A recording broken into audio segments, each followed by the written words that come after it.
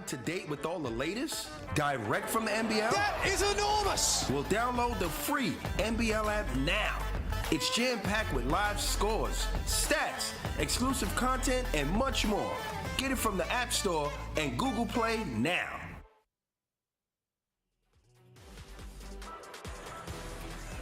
The NBL Blitz is about to be decided. The final game of night 6 here on the Gold Coast. The Perth Wildcats take on the New Zealand Breakers, and it is for all the marbles. Perth need to win. They need to win 3 quarters. They do that, they take home the Loggins Brutons Cup. Joel Peterson, Pete Hawley with you for this final game on the penultimate night of the NBL Blitz between two teams, Pete, that have been in good form. They're both contenders for this NBL 24 title. This is set to be a really good one. Yeah, I'm excited about this, and as you said, Perth have a chance if they want. Otherwise, Melbourne United are going to win it, but this is exciting for both teams. We know the NBL 24 regular season starts for real.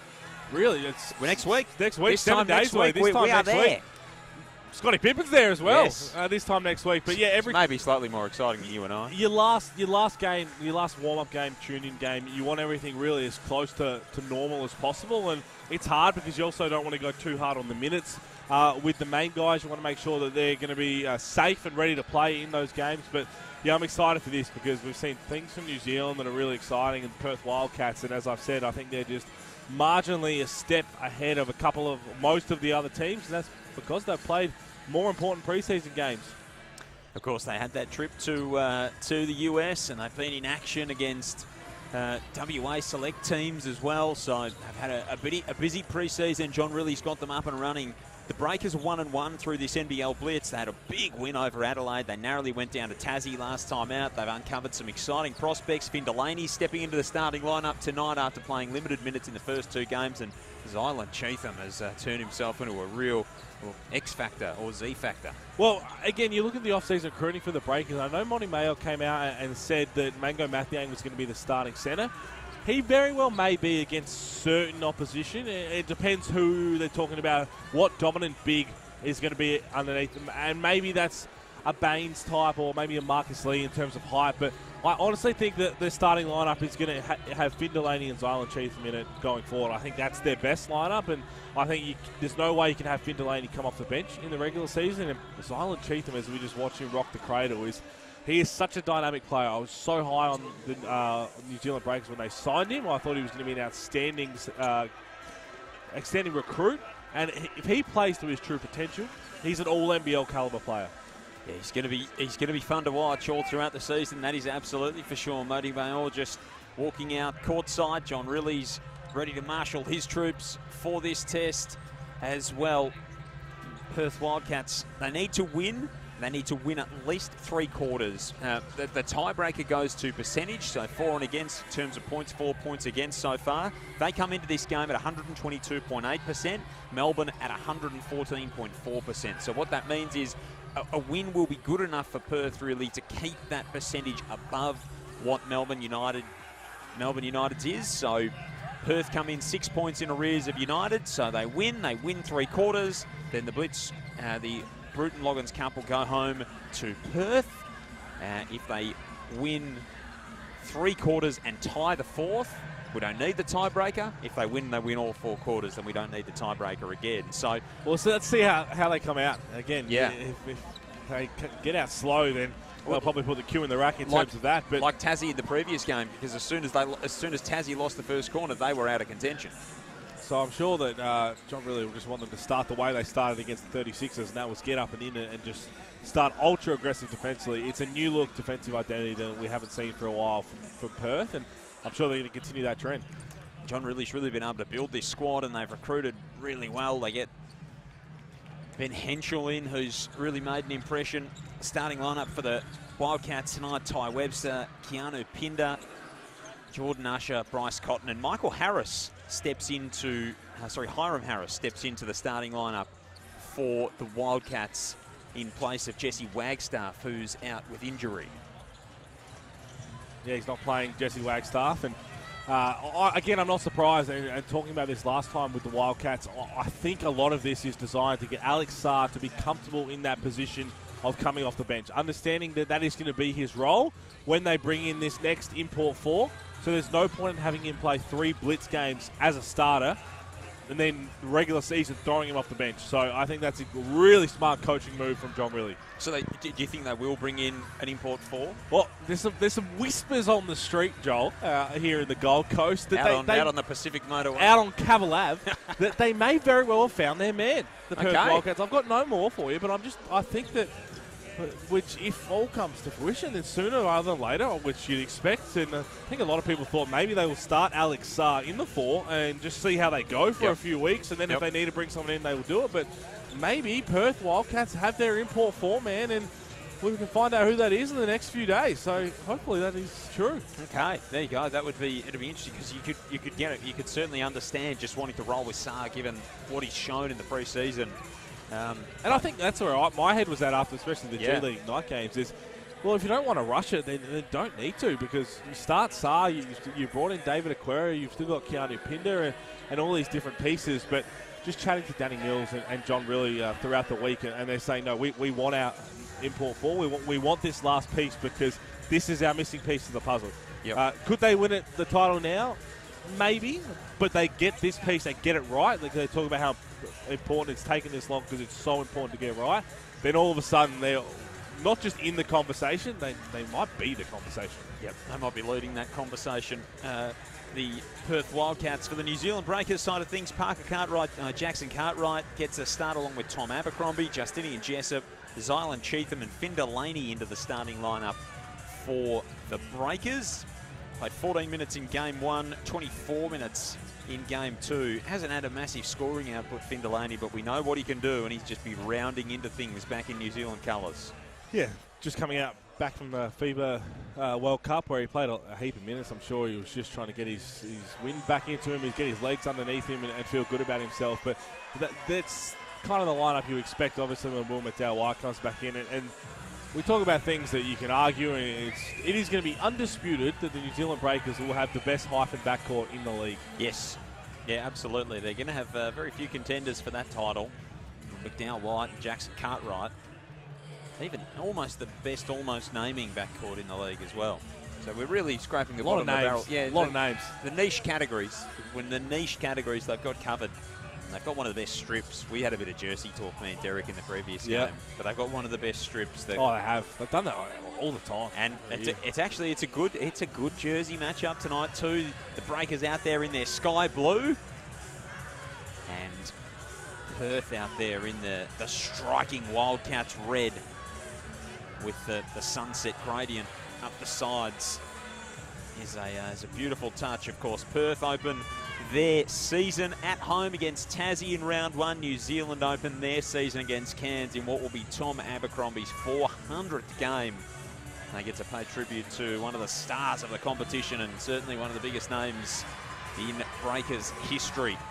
About 45 seconds away from tip-off here. The starters for New Zealand all huddled up, so too the bench mob. As Perth gets set for a start. 2-0 the Wildcats. They are still very much in the hunt to win this NBL Blitz and take the cup home. New Zealand trying to go to 2-1 on their NBL Blitz campaign and spoil the party for the Wildcats. Zylan Cheatham's ready to go. That's an exciting matchup right now. And as I said, I do think we're going to see this big lineup start a lot for New Zealand in NBL 24. Finn Delaney alongside Cheatham, but Cheatham trying to stop Keanu Pinder. I think it's exactly why you have to start Zylan Cheatham in this game. And then Jordan Usher, he's going to get a chance to get up and in and be a little annoying. I think a lot of opposition are going to get annoyed with the way that he plays. I think Perth Wildcats are going to absolutely love it. He'll be a fan favourite at RAC Arena in no time at all. That is for sure. Keanu Pinder and Zylan Cheatham are going to jump us up. Bit of bounce in this jump ball between Pinder and Cheatham. And New Zealand will control things off the tip. Jessup, Jackson Cartwright, Cheatham, Delaney, Abercrombie. The 5 out there for Mody Mayor to start this one off. Immediately they get the ball through a few sets of hands. Delaney to Cheatham. Little leaner from the free throw line. That one rolls out. Wow, that was so smart from Finn Delaney. He got the switch with the smaller Bryce Cotton, and the way he just pinned Bryce Cotton in the corner, made sure that he had no chance to get around to that ball, and then Cheatham won that he won back. Because that was a beautiful first set. Hiram Harris, the new Wildcat, getting his first start. Ty Webster trying to make an impact. Pinned it from the weak side, rips down the rebound, and puts it back up. There'll be a real X factor in this Perth team, Keanu Pinder. Fascinating to see exactly how he fits in and whether he can translate his form from the last 2 seasons of the Taipans into what he does with the Wildcats. He's definitely still trying to find his feet, both coming back from injury and a completely different role. When you look at the Cairns Taipans last 2 years, I mean, by the end of his first year there, he was the guy, and then there was no doubt last year that he was their guy and one of the MVP candidates until he got hurt. Yep. This is a different team for him to try an impact in terms of what he does best, because Bryce Cotton are going to do Bryce Cotton things, and they've also got a lot of other pieces that complement everything around them as well. So I still think he's going to have a massive season. It's just a matter of finding and picking and choosing where that is. Rolling with the mask as well for protection of that injury.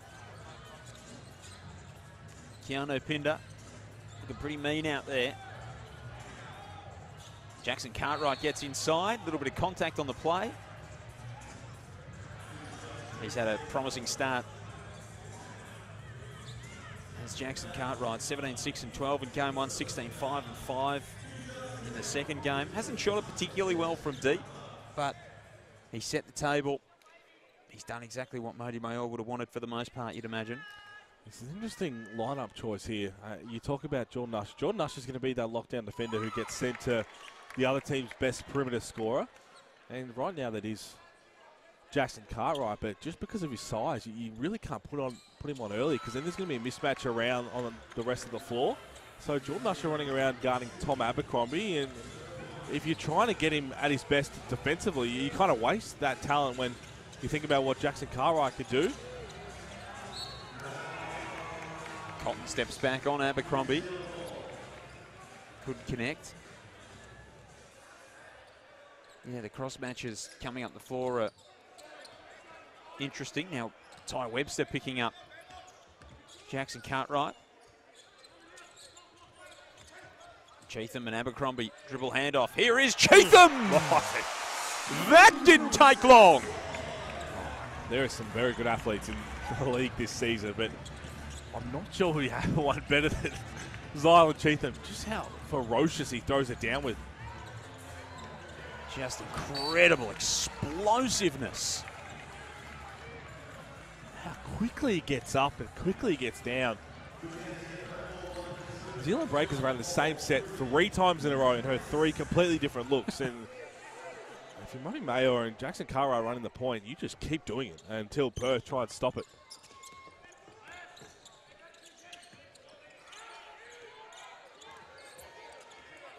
Hiram Harris turns the corner. Big opportunity for the former 36er. One of a handful of Kiwis in this Perth team. Of course, the Webster brothers. Corey Webster coming back into the team after serving a 1-match suspension for his indiscretion on social media earlier in the week. A rather brainless moment from the Wildcat that he'd want to have back. 2-game suspension handed down by Basketball Australia. One of those games suspended. Abercrombie outside. Seen that before. They looked like they were going to run the exact same set with getting the ball to Cheatham and then coming off for it. It's a fake handoff and a pin down. And there's Jackson Cartwright. Such quick hands. Comes with a hell of a resume too. This Parker Jackson Cartwright. And quite unusually the smallest import in club history. So just 180 centimetres. Officially listed at 74 kilos. So I'm not sure he's been in too many leagues where he'd have other guards smaller either. Jordan Crawford. Yeah. Oh, beautiful backdoor feed from Cheatham to Delaney.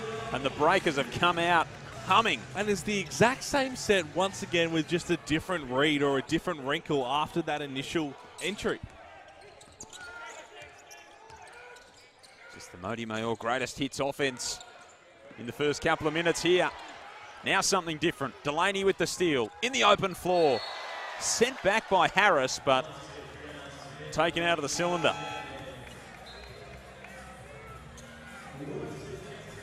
But you wonder whether it is, I'm not sure they're all calls, it's just really smart basketball players making basketball reads in the moment, because they've just done the exact same thing.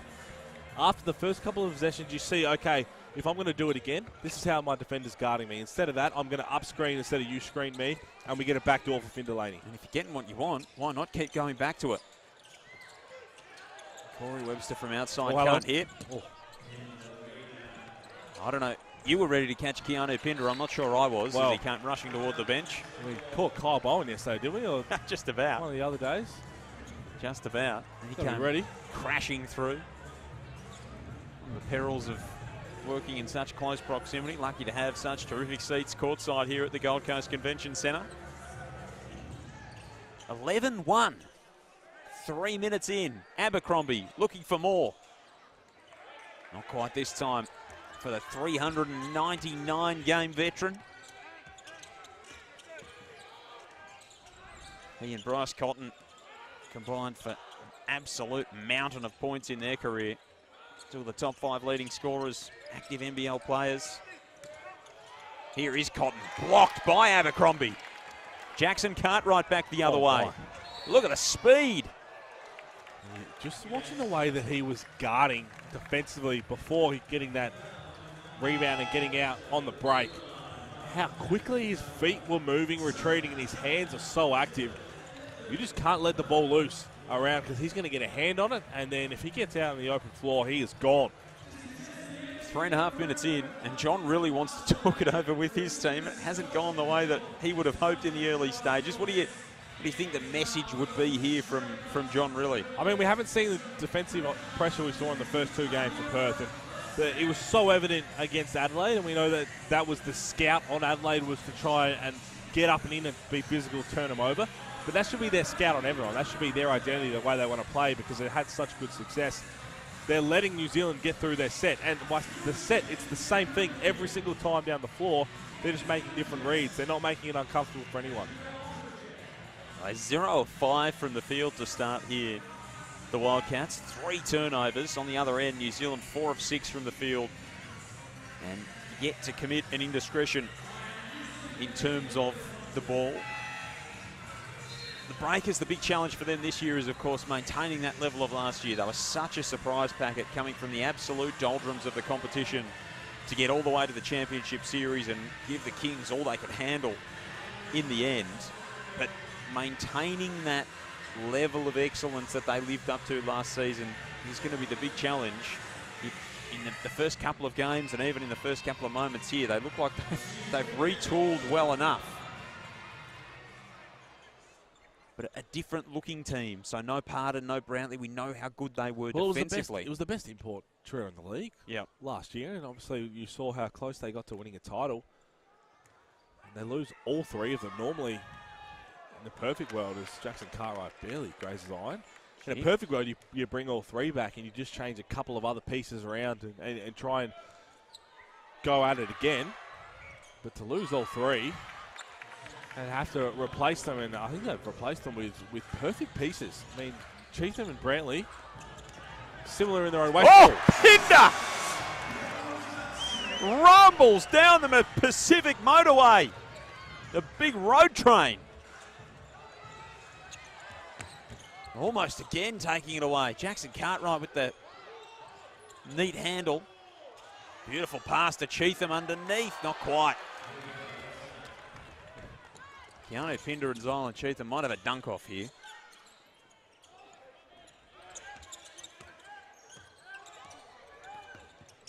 Just the first basket for the Wildcats.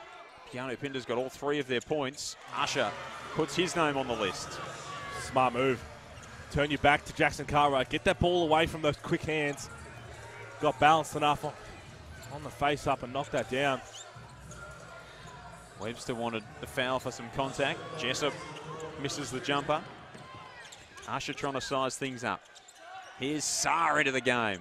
That one's well short. Such an exciting prospect. You see his length on the screen, but then you see him in person, and it's another ball game altogether, Alex Saar. Pinda going to the bench, trying to recover after this. Oh my. And that's a half a good business decision by Finn Delaney. Yep. Once he realised he couldn't meet him outside the charge circle, he just said, I will let you have this. Yep, not Finn Delaney's first rodeo. It's going to be 2 fouls now on Jordan Usher. That one was unnecessary after just picking one up 5 seconds prior. And that's something that he's going to have to understand and learn about the league. And it's going to be too important to this team to pick up 2 fouls back-to-back in the first quarter. See it every year with some of the imports that it just takes a while to get used to the way the game is refereed. Matiang underneath. Couldn't hang with that.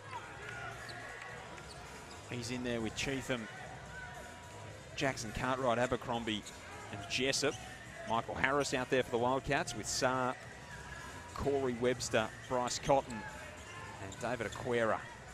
So plenty of length out there and athleticism in this Perth lineup. Webster gets to his spot, can't hit. Long-time breaker, championship player in New Zealand colours, of course. Mody Mayor barking instructions. Jackson Cartwright to Abercrombie, floats it home. Beautiful offense. Everybody stayed on the move. Tom Abercrombie caught that on the move, so he was already past his defender. Got in the lane. Little shepherd from the big. Such a smart player. Aquera. It's a nice move. Got the defense in the air. Just couldn't finish. Jackson Cartwright. Abercrombie. Not quite. Been playing a little bit of golf out at Royal Pines as Tom Abercrombie. Don't blame him. He and Cam Glidden were out on the course yesterday, I think. Beautiful conditions. Here's Saar on the lob. Nice feed from Cotton. Going to enjoy playing alongside Bryce Cotton, which is a silly thing to say because anybody would. But all that attention is going to go to Bryce when he gets that deep in the lane. And if you're Alex Saar, you just got to pay attention to where that ball's coming because you know that Bryce is going to make the right decision like he did there. Jackson Cartwright and Cotton now going head-to-head. Pass goes amiss. Harris back the other way. We know he can stroke it. So can this man. Webster with the triple. Mody Mayall now wants to chat to his New Zealand squad. And Perth have rumbled their way back into this one. Only down by 4 points. It was 12-1. And the Wildcats have been able to score 9 of the last 11 to make it a 4-point game. Just some lapses in concentration from New Zealand after that timeout for Perth. And Mody Mayor is irate over there on the bench. Looks like he's yelling at Mango Mathiang for that little pick and roll. It looked like a good feed from Jackson Cartwright, but Mathiang wasn't even looking for the ball. I think he's basically saying you've always got to be prepared for it. If your defender's not going to be there, you've got to pass first. Elite point guard, you've got to be aware of where that ball can come in at any point. Worth mentioning, of course, Perth need to win 3 quarters as well as the ball game in this one to be a chance to take out the Logan Bruton Cup. 3 minutes 34 left in this term. 10-14 the score. New Zealand ahead, 1-1 so far. These two teams don't meet till round 7, Pete. So a fair way into the season before we get to these two.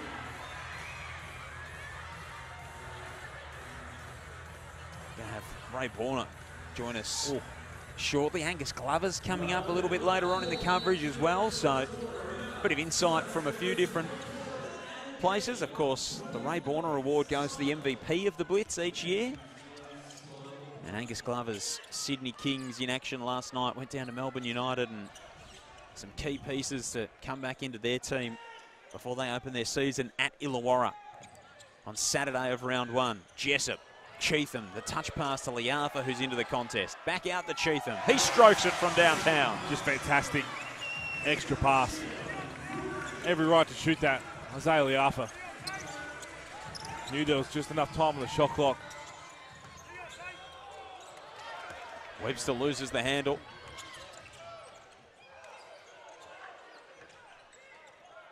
Jessup in the corner, thought about it. Now Liafa working on Aquera. 9 on the shot clock, foul off the play. Yeah, something that just popped up while I was checking the box score on the NBL app, which if you haven't got it yet, this might be a reason to. This looks like a cheeky little update that I've seen in the box score. It looks like it gives us live Supercoach scores. Oh, hello. I mean, I did get a master's degree and only had an A- as my only fault in my GPA, so I could be wrong.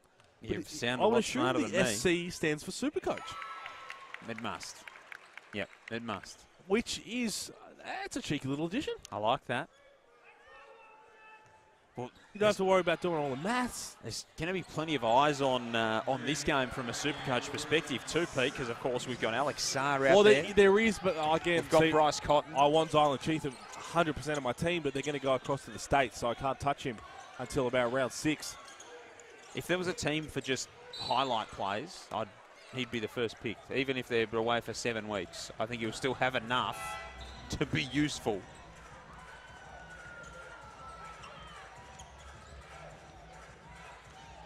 Cotton and Sarr are going to be right up there in the, well, they are right up there in the most picked players. I think Bryce Cotton's around 40% of. I'll tell you what's going to hurt them, because KP, Counterpinder up there as well. You can only have a couple. Can't have everybody. Mango Mathiang, Alex Sarr. Getting a little bit chippy. Have a little chat. Don't mind that. Bryce Cotton. Like the matchup for a moment. Look at the length of Sarr. Oh, he loves it. There's nothing better than when you've had a little bit of lip from the big fella. 5 seconds prior, you get the ball. He actually played it pretty well, Mango Mathiang, but you wet one right in his response. Jackson Cartwright sizing up Sarr now. 4 on the shot clock. Just blows by him. And tipped home by Mathiang. Now, I'm watching Mango very closely right now, because you can't say anything that Alex Sarr was nowhere near that possession. As Ben Henschel, instant offense off the bench. How good was he? Not just last game, but it's just been enormous. And a lot of eyes on him as Cheatham from the corner. That's no good. Let's say Henschel's done his stock no trouble whatsoever. Oh, Cheatham again! How good is this guy? Absolutely box office. Nah, call the cops. That's a murder. That is a murder. Joel. There is not going to be any tickets left in New Zealand for anything the way this man's going. Oh, my. Oh, my Lord. Oh, my. Well, he might have had the dunk of the season in his first game. No, that's coffin stuff, that. That is... Oh. Unbelievable. Oh, look, I've seen people locked up for less. If I'm honest, that is abusive. That is he'll be getting a tap on the shoulder. Yeah. From the Popo.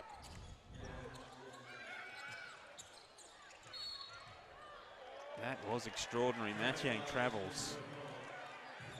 Just the force with which he explodes. And absolutely I told you, it's quick, it's detonates. strong, and he gets up. It's like it looks like slam ball. It does. He does. It looks like slam ball. Pinder underneath for Zunic. So Perth are going to go down pretty heavily here in this opening term. Henschel. Oh, couldn't get the friendly roll. It's kept alive by Mathiang, but back out to Aquera. Harris from way downtown. Can't say they haven't had their chances. Ben Henschel singing his praises and he misses a bunny. Perth 5 of 15 from the field. New Zealand 8 of 16 to start. Liafa can hold it for just about the last shot. Second difference between shot and game clock. Glidden's been red hot.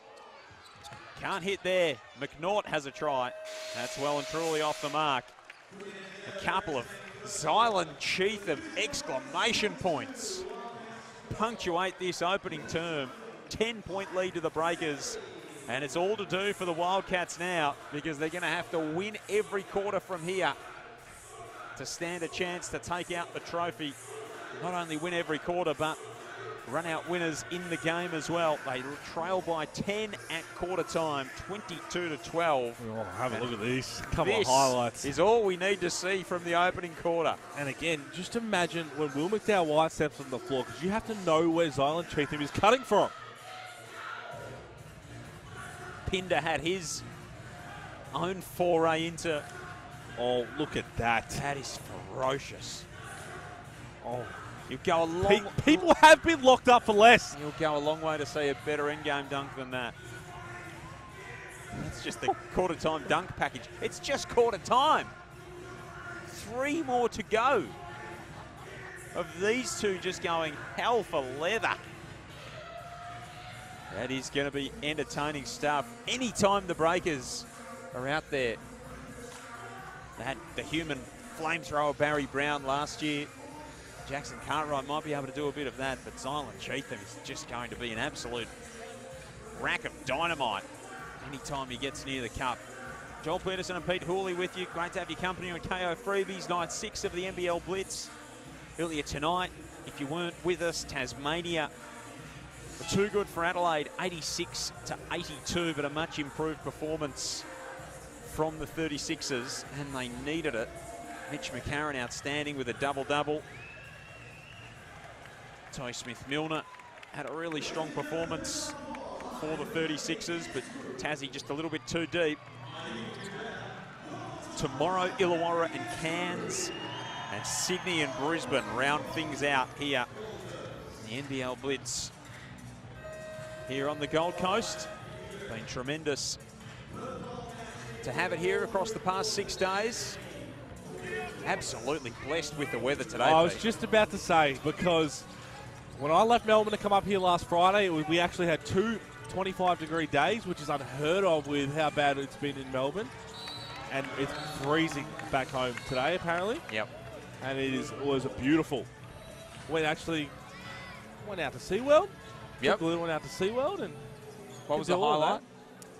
You know the little... Well, so the kids ride, her first ever ride, the rides where you can, if you're not on them, you can spray the people on them. Yep. So we didn't know what it was, and we sat on the wrong side, and this one little girl sprayed my daughter, and I still haven't found her. I'm still looking. Your daughter or the other girl? The other girl. Oh, that's okay then. That's okay. Finn Delaney trying to take it inside with some pace. Matt Yang around and out. We've had a couple of those now. Yep. The Breakers. 32 or 33 today here on the Gold Coast, Pete. Not a cloud in the sky. Hiram Harris gets all the way inside. We were both down the beach in the early hours this morning. Where else would you rather be? Oh, stunning. You actually don't get much choice up here on the Gold Coast, because even if you've got your blackout blinds up, that sun is coming through at 4:30 in the morning. Yep. Yep, there was plenty of people out walking along the Esplanade when I was... What a beautiful set that is. Just didn't get the result. Gee, I've been impressed with New Zealand's playbook so far in this one. Just the different sets they have, and you talk about Cam Glidden, what he could do. That looked... Goaltender? Yeah, a little highly illegal. That looked highly illegal. No call on the play. Well, I think in the end, Kyle Zunig's a bit unlucky. Probably would have dropped. Ty Webster comes back in for the Wildcats. He's out there with Pinder, Michael Harris, Ben Henschel, and Hiram Harris. Dane Pinot's into the game for the Breakers with Liafa, Glidden, Delaney, and McNaught. Webster from outside. Not this time for Ty Webster. They could be a real X factor as well for the Breakers, the Webster brothers. We probably didn't see the best out of either of them last season. And you talk about a preseason game, but there's a little extra to this, obviously. You're playing against your former club. They spiced up the rivalry last year, didn't they? I asked them both about that in our little sit-downs. But we know what they can both do. We know what they're capable of. Corey, of course, had that big game against Melbourne United in his milestone. But Ty brought in mid-season and probably didn't see the absolute best of his wares. Just 8 appearances for the Wildcats last season, 7 points a game.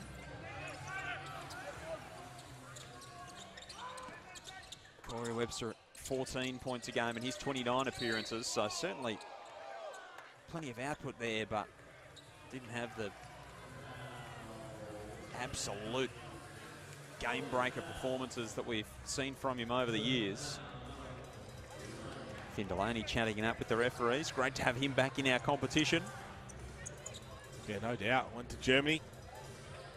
Still has the ambition to go back over and play around that Euro League, Euro Cup style. Which is good to have him back for now. He's got plenty left in the legs. Ty Webster, strong move to the cup. Good finish. Smart to use the backball there as well, Ty Webster. Keep him balanced.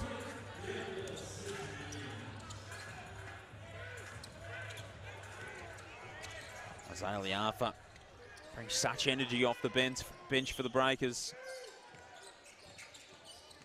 Dane Pinot, what a pass. Crossing to the Phoenix. Fantastic pass, Liafa. And that happens because you've got Cam Glidden, who's coming off that pin down. So you get caught up and worrying about where he is, and Dane Pinot slips. And you end up having a little hold, because otherwise it's a layup. That's a good read from Liafa, but Cam Glidden in the end doesn't touch the ball, but that's exactly what happens if he plays hard and comes off that curl. He's 10 of 14 from downtown for the Blitz coming into tonight, so you understand why they're respecting that shot. He's made a career off making them, and he's been red hot here on the Gold Coast. Thought about lining one up. 5 on the shot clock. Delaney had it tipped away. 8-point ball game. Haven't had a lot of scoring here in this second term. I think Keanu Pinder's happy with the rim tonight. Not showing it a lot of love.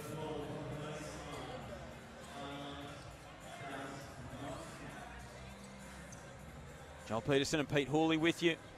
3 minutes gone here in this second term. Ray Borner to join us shortly. Angus Glover will be with us for the third period. Jordan Lawley still here, still in Pandas. It's unbelievable. Bought 1 pair of shoes for the trip, apparently.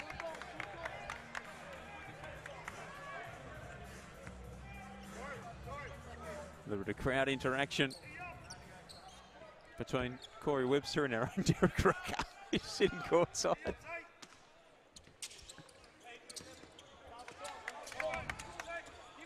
Here's Cotton sizing up Liafa. Gets to his right hand. Couldn't make it go the first time, but Bryce can make most things work eventually. Sure can.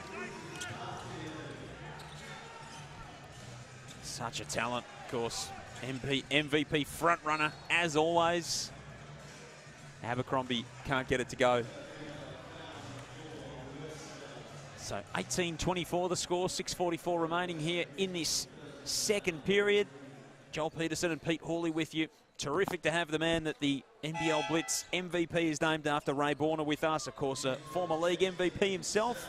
G'day, Ray. Great to have you with us. Thank you very much. Good to be here. Have you enjoyed the Blitz so far from what you've seen? Yeah, it's been exciting. It's been really, really good. Like, the level of play has improved year on year, and there's no doubt about the imports and the Australian kids that are playing at the moment are just getting better and better. Well, we've been in a position. You've actually, now that I see where you've just walked over from, been in a better viewing spot for two of Zylan Cheatham's dunks so far. Zylan Cheatham getting up and deciding to throw down over a few people. How was your view from where you were sitting? Yeah, it looked pretty good. Some of the dunks over the past 3 days, 4 days have been really, really impressive. And there just seems to be more and more of them. The athleticism of the guys now is outstanding, and it's exciting to watch, and I can't wait till the regular season starts. Oh, 3-ball. Glidden continues his great form. You've got the award there, I Pete. do. Hopefully have a look at it here as we wait for, it's going to be a timeout here. I've got the Ray Borner Award right here for the Blitz MVP. To watch this replay of 4-point play opportunity. Now, I'm in a fortunate position to be part of the voting panel for this week. So, you've watched every game. I have watched every game. So you were just based on, has anybody stood out to you potentially that you think could get this? Probably Trying to get the camera on. If we can get the camera on the bench here it's a beautiful looking trophy, but when you look at it sideways, my neck's out of place, but we won't talk about that. I'm kind of thinking that Daly's got a great hold on it at the moment. First 2 games were really, really impressive, and now, like, his 3rd game was solid. So, maybe it's going there. I can't say anything as part of the voting panel. I'm not allowed to. And I have to stick really close to that because the Brownlow's coming up as well. I'm still really clear of that. My votes are sealed. I'm just making sure that everyone knows my Blitz votes are sealed. bit of weight to it as well. There is a bit of weight to it. Made in 3D. So it's the first time. It used to be just a little thing hang around your neck, but this is a little bit more substantial, and it looks good.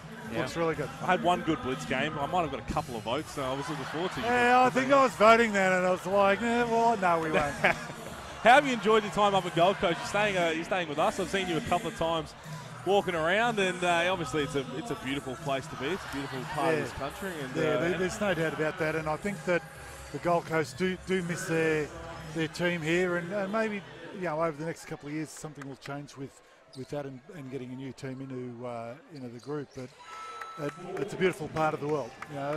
You see so many people up here, and and they're all moving up, and you kind of go, well, it'd be nice to do that, but when you've got 6 grandkids back in Ballarat, it's a little bit hard. Well, one thing's for certain, as someone who played in Ballarat for 2 years myself, it's we're not in Ballarat territory weather-wise up here, are we? Yeah, we have weather like this twice a year. Yeah, that's what I thought. As a Bendigo product, Pete, I'm glad you gave Ballarat a clip, because that's usually my job, as being someone from Bendigo. What have you been spending your days doing, Ray, apart from coming here to watch the Blitz? Just looking around, just seeing the new style of outfits people are wearing it down the beach. Something different than what we're used to in Victoria. I wouldn't let my daughters go out in that. But it's interesting. The people are interesting. Good to see the weather, and just watching the waves come in. It's always a nice part of the world, and to do that. Right, we've got Alex Starr, obviously a young next star French guy here. We got 8 of them in the league this year, and the program as a whole has grown really quickly, but fantastically. How exceptional is it to see how far the league's grown to be attracting such incredible international talent? Because for a long time, a lot of the imports are obviously American. Now a lot of these youngsters, because the rest of the world's been catching up basketball-wise for some time now. Yeah, there's no doubt about that, and that is the bonus of the world game. You look at what happens at the World Cup, and you see that the European players, as well as their leagues, are just so strong and good, and the Americans, even though they're still producing the best players, there's still good European players coming up, and we're fortunate that if we can keep drawing those younger European kids here to show their wares, maybe our game will start to reflect a little bit of that European feel rather than just the American influence where we are at the moment. I did have the pleasure of, before the Boomers went away, we know how it was a disappointing result, but the night where past Boomers players were presented with some Akubras and numbers, and it was an exceptional night in terms of the culture, and we heard Paddy and Joe talk. Talk to us a little bit about all of that and how that felt. Yeah, well, it was good. It's great that the NBL Players Association, or not NBL, the Australian Basketball Players Association did that. And next year they'll recognise more of the women that have gone through the programs. But it was nice, and it was, the feel of the place we went to, having the culture talk with Paddy and with Joe was really nice as well. Just to see where the kids have come from, where they're going, what they're trying to do with the program, and how they're trying to instill some of the things that we didn't talk about it as groups. We didn't talk about culture.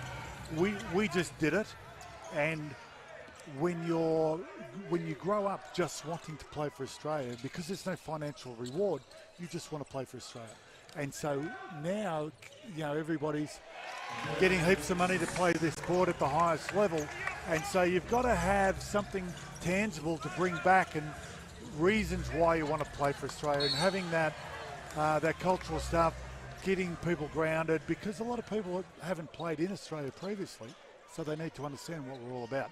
And that what Paddy and Joe have done over the last 10 years or so has been very good, and giving people the opportunity to understand what we're about here.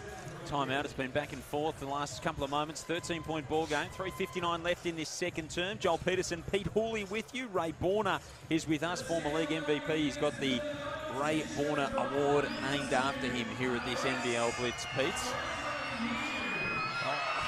Kelly's a good shout. He has played very well, and we've seen a lot of teams, and a lot of teams haven't been at full strength, but I'll put you on the spot again and say what team has impressed you most throughout this week, because there's been a couple for me, but if you had to pick one team that you thought might just be a couple of steps above the rest, who would that be? Right now it's Melbourne United. Up until this game, Perth were right there as well. I thought that their first two games had been substantial. Melbourne United have just been solid. They've got a couple of players to come back in. I also thought that Sydney, even though they had an ordinary game last night, I think that they were looking pretty solid through that as well. So, and again, New Zealand are playing well now. You kind of... Right, this is some ultimate this is fence sitting 101 right here. Well, my first point, Melbourne United, right now to me look like a step above. But everybody else, aren't at full squads. Aren't playing everything they're going to play during the season. So it's still all a little bit hush-hush, but Melbourne United right now are looking the goods. They look strong, and again, a lot of pieces of Perth Wildcats still missing an import four that we're trying to chase up of who that might be. Melbourne United looking the goods to take out the Loggins Bruton Cup as well. Given that... And the MVP. Yes. They're doing everything. Cannot confirm or deny, Ray. Cannot confirm or deny. Could do the double. But it says right there on your shirt. So they're -3 in this term, -2 so far in this term, the Wildcats, as Alex Sarr hits the first free throw. So they need to win, as we said earlier. The Wildcats, they need to win, and they need to win this quarter and the remaining two after it. If they do not win this quarter, then Melbourne United will be the NBL Blitz winners for 2023. Liafa goes to work. That one's around and out. Abercrombie. We spoke about the Next Stars, Ray, and the international talent coming through, but we see Ben Henschel out here at the moment. We've seen Lockie Olbrich yesterday do great things. Some of the Aussie young talent has been tremendous and really shone. Jalen Galloway doing some really good stuff as well. Taron Armstrong for the Cairns Taipans. It must be great to see, the Australian youngsters that are getting their opportunity and taking it. There's no doubt that Australian basketball is on the up and up, and it's not on the nose anymore. Larry's done a great job with that, and that's starting to reflect in the players that are coming through. And then you look at young Brisbane's Rocco. He's going to be outstanding. You think about what his career is going to be, and I look at him and I say, well, there's $1 billion US. He's got 3 or 4 good contracts. 300 mil each, $1 billion with his endorsements. So if he can keep healthy and not keep rolling that little ankle that he's got, he'll be all right. Do you ever think about, with the way the current times are compared to where you played, what contracts you'd be rolling in, Ray? I wouldn't be working. But I look at it, it's a journey, and all sport has been. And you look at AFL or rugby union, people started off playing for nothing, and we were at that stage. I went away with the boomers, and you take time, leave without pay from work, so it costs you money to go. But the people before me used to pay their own way to go somewhere, so we were better off than the people before us, and the people after us are better off. So that's just the way, the evolution of sport and the evolution of life. So, yeah, you spew about it, but at the end of the day, you were part of the evolution of the sport. Bringing it from nothing to bringing it to, when Brisbane were having 15,000 people to a game. We started off with 300 people at Coburg Stadium. It's just what you got to look at and enjoy and try to reflect back and remember that journey. You mentioned AFL.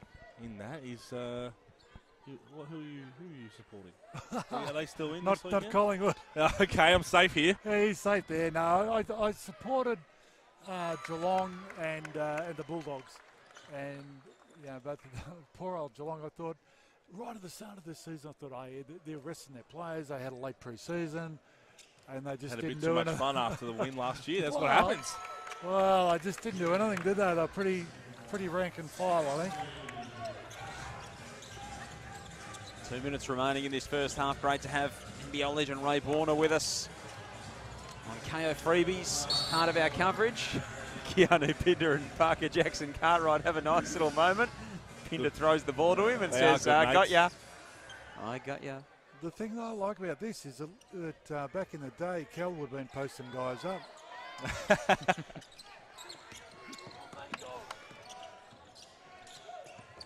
Pinder at the top of the key. There's actually been...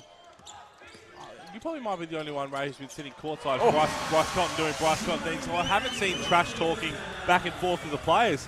I don't know whether it's just the Gold Coast vibe or a lot of people are getting into it with the players. All positive, it's all very friendly, but they're all chatting to the players throughout the games. You haven't had a few words of advice, 21? Nah, not at all. I never did throughout my career, and I don't now anyway. So never dropped anything? Nope. Well, I Good guess luck. Buckets always say more than Only words. to the refs. Well, there we go. Not allowed to do that. Not allowed to do that. But buckets always mean more, and we do it more than that anyway. Actions louder than words and all that. That's exactly right. I just let the elbows do the talking. So Mango Matchang's at the line. 41 minute and 33 remaining here. Angus Glover's going to join us in the third period here on our coverage. What does it mean to you to have the award named after you, Ray? Yeah, it's nice. It's not something that was expected and just happened. But, no matter what happens, I think that you're honoured if somebody sees your value in something that you've put, 20-odd years of your life into playing a sport. And if they recognise you in any form, I think that you should be grateful for that. And certainly with that, I am. My one tip, it is extremely heavy for a little award. And I was shocked when they handed it to me, just how heavy it is. Yeah, you're exactly right. As we talked about earlier, it's something that is much better than what they initially had. And I remember seeing these sorts of things in Las Vegas, where they had the 3D printing in there, and to see that come up. But if you look at it on that sideways. Oh, yeah.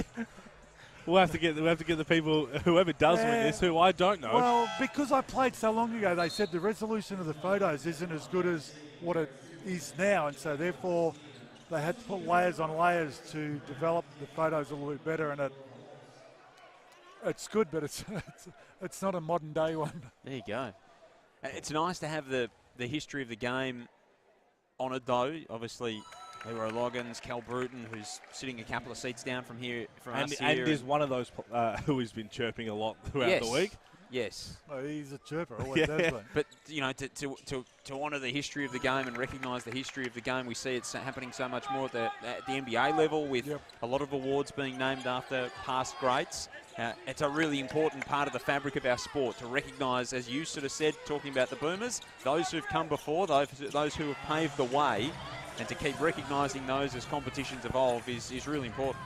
It is, and one of the things about basketball is that it doesn't have the old school playing fields that the other sports have, the other football leagues have, and so therefore we haven't got that home where we're able to say, okay, well, there's Alex Jezelenko and Peter Knights and people like that, whereas basketball just has to rely on word of mouth, and it's interesting.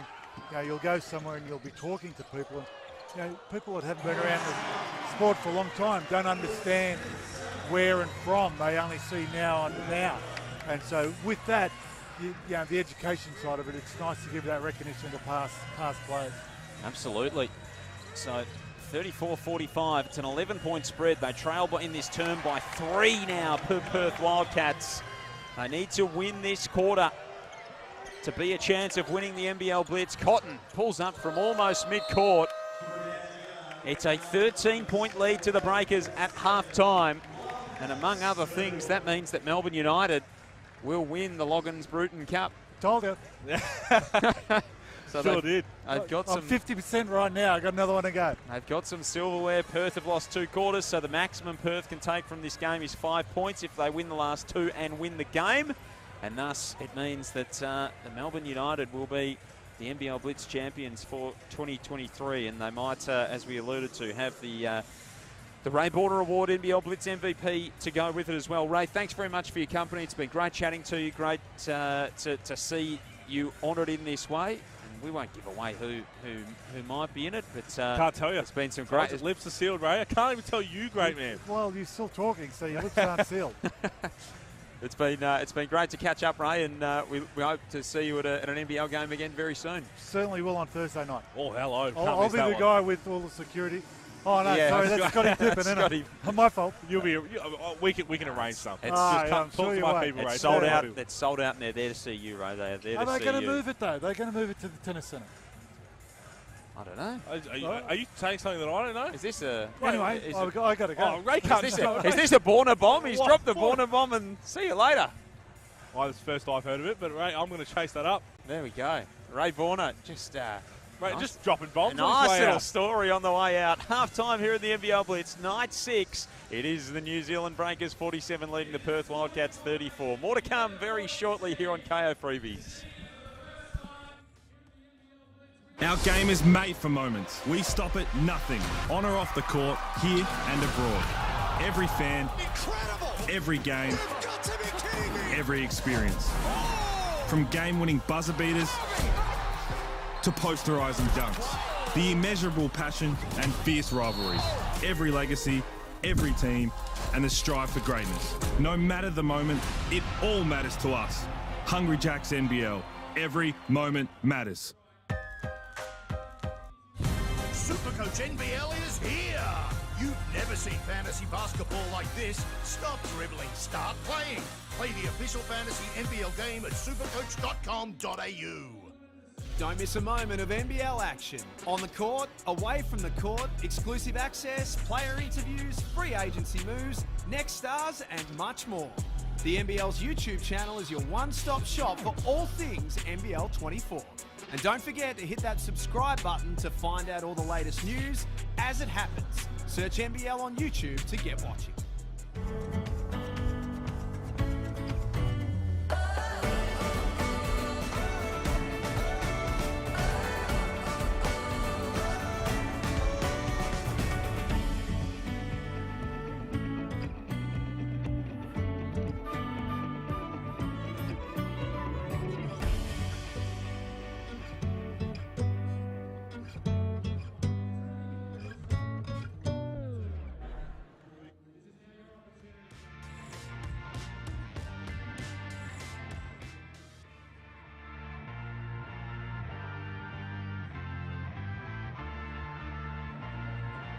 Half-time on the Gold Coast, 47-34. New Zealand Breakers lead the Perth Wildcats. Joel Peterson and Pete Pooley with you. We'll be joined by Angus Glover from the Sydney Kings very, very shortly. 13-point lead to the Breakers.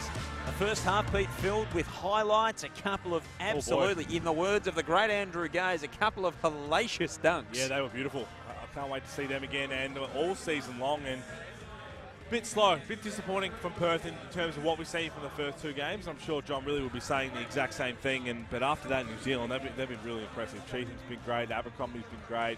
Jackson Cartwright's been wheeling and dealing without Winwick Dow-White out there as well. So I think if you're overall, you're very happy with New Zealand. 47 points and a half is phenomenal when you keep the Wildcats to 34 as well. Jessup trying to get going, so without even him getting going, they still put up 47. And Perth Wildcats, 9 turnovers. Just a little bit don't look themselves, to be honest. Yeah, they've been a little bit disappointing in this opening half. The Perth Wildcats, of course, they came into the game with the chance to win the NBL Blitz and take home the Loggins-Bruton Cup. That's not going to happen, having lost the opening 2 quarters of this one. They're shooting 15 of 35 from the field, as you mentioned, a couple of turnovers in there. New Zealand with 8 turnovers. They looked after the ball really well early, shooting 25% from downtown. And here we see a couple of these dunks from the opening half. Zylan Cheatham elevating, and he really got involved. Big dunk from Keanu Pinder as well, but it's Zylan Cheatham's It's been the Zylan Cheatham the show, one. Joel. It has been, here's the one from Keanu Pinder, which I think he hurt his hand a little bit after because he was a little upset from down the other end. But this is what Keanu Pinder can do. If the runway's clear, he's going to take off. Jordan Usher, that's just a smart move over Jackson Cartwright. Abercrombie, as we said, he's come to play, but the offensive execution's been really impressive from New Zealand. And then we just got to wait for the big one from Cheatham. Here it is right here. With some authority. Just an angry, angry man. Yeah. I'm not sure what Alex Sarr or the rim did to him, but they absolutely felt every little bit of that. Leafa getting involved as well. Abercrombie's got 10, so too has Cheatham. Jackson Cartwright's got 7 for the Breakers. Jordan Usher leads the Wildcats with 10 points at the half in what's been a pretty underwhelming performance from Perth. New Zealand are back out there. They're getting ready for a second half start here, and some of the Wildcats now starting to roll out of the locker room at halftime as well. 47-34 if you weren't with us earlier. A narrow win to Tassie over Adelaide, 86-82. Mitch McCarron with a double-double in that game. 19 points, 21 points in the end for Toby Smith-Milner, but not enough for the Adelaide 36ers in the first game of 2, and it's a 13-point spread at halftime here. 47-34, 5 minutes away from the resumption of the second half. Angus Glover's going to join us very shortly as well in our coverage here, which will be terrific to hear the insights from the Sydney Kings championship winner. That's coming up next. Stay with us here on KO Freebies. LaMelo Ball, Josh Giddey, Usman Jeng. The NBL's Next Stars program has become an elite pathway to the NBA. But who's got next in NBL 24? Hook Porty, Flowers, Johnson, Clintman, Rubstavicius, Saar, Tui, Zakarski. Who will shine brightest? Find out more at nbl.com.au/nextstars. You like good weather, good food, good vibes. It's everything all in one. First shot gotta go in. Camera doesn't know where the ball went. Would they say I'm a good golfer? I'd say I'm better than the average person, but I'm not a good golfer. There's never not anything to do. Like, we got Top Golf here, there's Movie World right across the road, plenty of beaches in the Gold Coast, unlimited restaurants. The Gold Coast is super nice and you can't really complain about anything out here. And there's a heat check right here. Bow! There it goes, right there, side by side.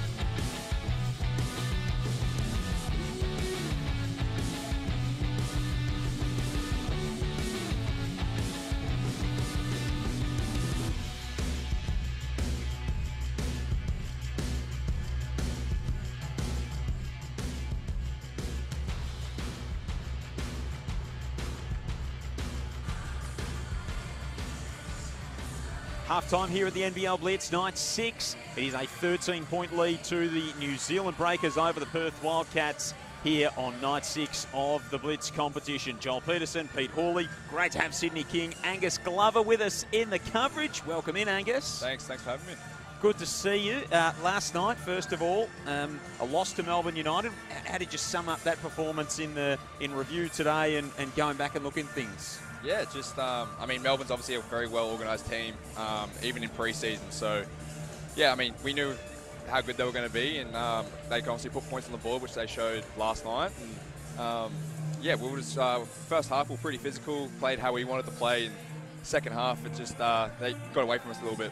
Tell us where you've been at right now, because the Blitz, obviously, there's time on the floor, you're playing a lot of games, but it's always about pre-season is building the culture, because you've still got a lot of new pieces, you've got a new coach. So where have you been? Because I just had Subway for dinner, Glove, before I came here. Where have you been? Our team just had a team dinner at a Japanese place at the Star Casino. Yep. So Sounds awful. Sounds about right. pretty much all you can eat sushi and sashimi and all that kind of stuff. So unreal. Yeah, rub it in. How is all the new guys getting adjusted? Because it's weird to think you've won back-to-back titles, and okay, we got to do the same thing again, and we're going to win a third title. But it's basically a whole new team when you've got a new head coach come in and new imports. I know Jalen Adams has come back, but it doesn't look like the Sydney Kings that we saw the last 2 years. Yeah, it's a new identity almost for us. Obviously, I think people can see already we're playing a bit different offensively and have a bit of a different identity defensively as well, which for us, this is kind of our first hit-outs as a group. So other teams have been able to play some extra games that we haven't. So for us, it's this is our learning experience right now and trying to gel as quick as we can for next week, obviously. It's just that, is that off the back of an extended season going all the way to the finals last year, or is it just the way that they wanted to set the preparation up to have less pre-season games coming into the Blitz? I think a bit of both. For the guys that have been around for the last 2 years especially, it's a fair bit of a grind, even though you still get your off-season. It's a long time, and everyone knows how much more physical finals gets. So, yeah, I guess that little bit of extra break isn't too bad. We don't have to tell you how much more physical finals get. Have you started to live down that Game 5 performance yet, or still basking in the glory a little bit? Still hear it quite often. I'm trying to move on, obviously, new year and everything like that. So, yeah, no, it's nice to be recognised like that, but at the same time, it's in the back of my mind now, and I've got to go out and try and perform this year.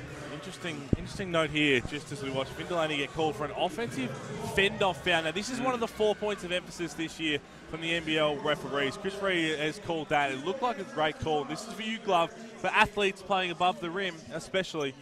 If you're going up and you have any sort of fend-off action with that off arm, that is what the referees are trying to clamp down on. We don't want to see that, because what we want to see is either dunks, like Zylan Chiefman's been doing, or people going up and pinning some people on those attempts. But I like that new rule. I think, I think it's going to lead to more exciting plays with blocks and some dunks. And, I mean, hopefully we see another one this half. Jackson Cartwright running the break. Cheatham in support. Kicked it out to Jessup, who couldn't connect on the corner three. Well, we've seen a lot of the physicality's gone up a level here, obviously, this year in the Blitz. And what we've seen, and Glove, you've been in the league now for a while, is it was only 4 or 5 years ago where you thought, okay, if I put 2 hands on here, I'm in trouble. The whistle's going to go. This is a foul. Now you're encouraged to play physical but play smart, and you can get away with a lot more. And it seems like for you, as a Sydney Kings, it feels like players as a whole really would much rather that than the way it used to be. Yeah, I think so. I've experienced both, and I think now a lot more players are enjoying this a lot more. And obviously, we'll see the World Cup and FIBA and all that, how it's played. And it's a lot more physical, and I think the NBL is turning into a more physical league, which I think a lot of players are really enjoying.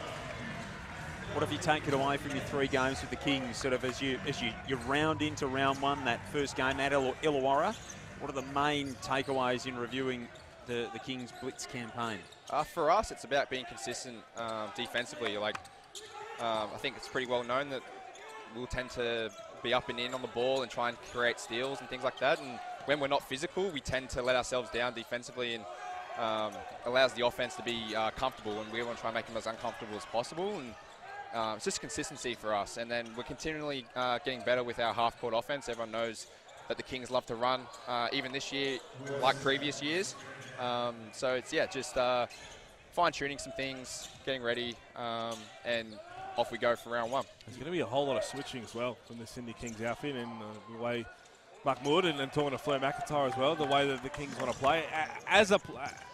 You're a very physical defender. You love those challenges.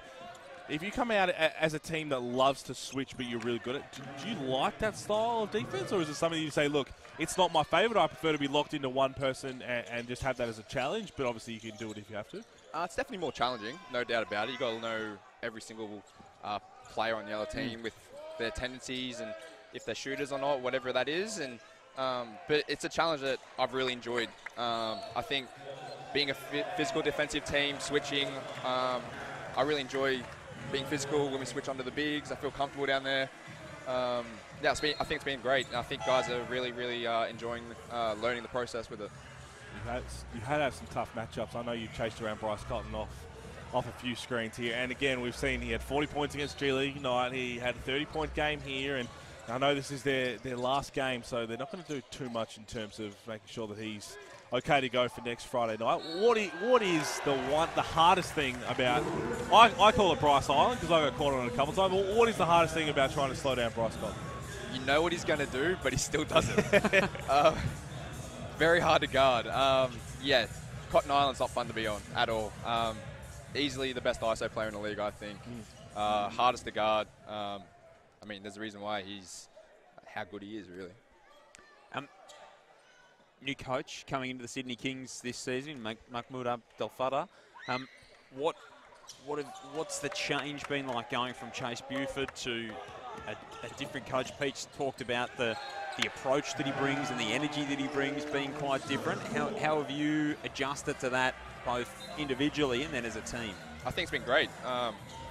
He's very much tries to get the players to help teach each other during drills, or if someone's messing up, trying to help each other, self-teach, things like that. And as Felix scratches my head walking past.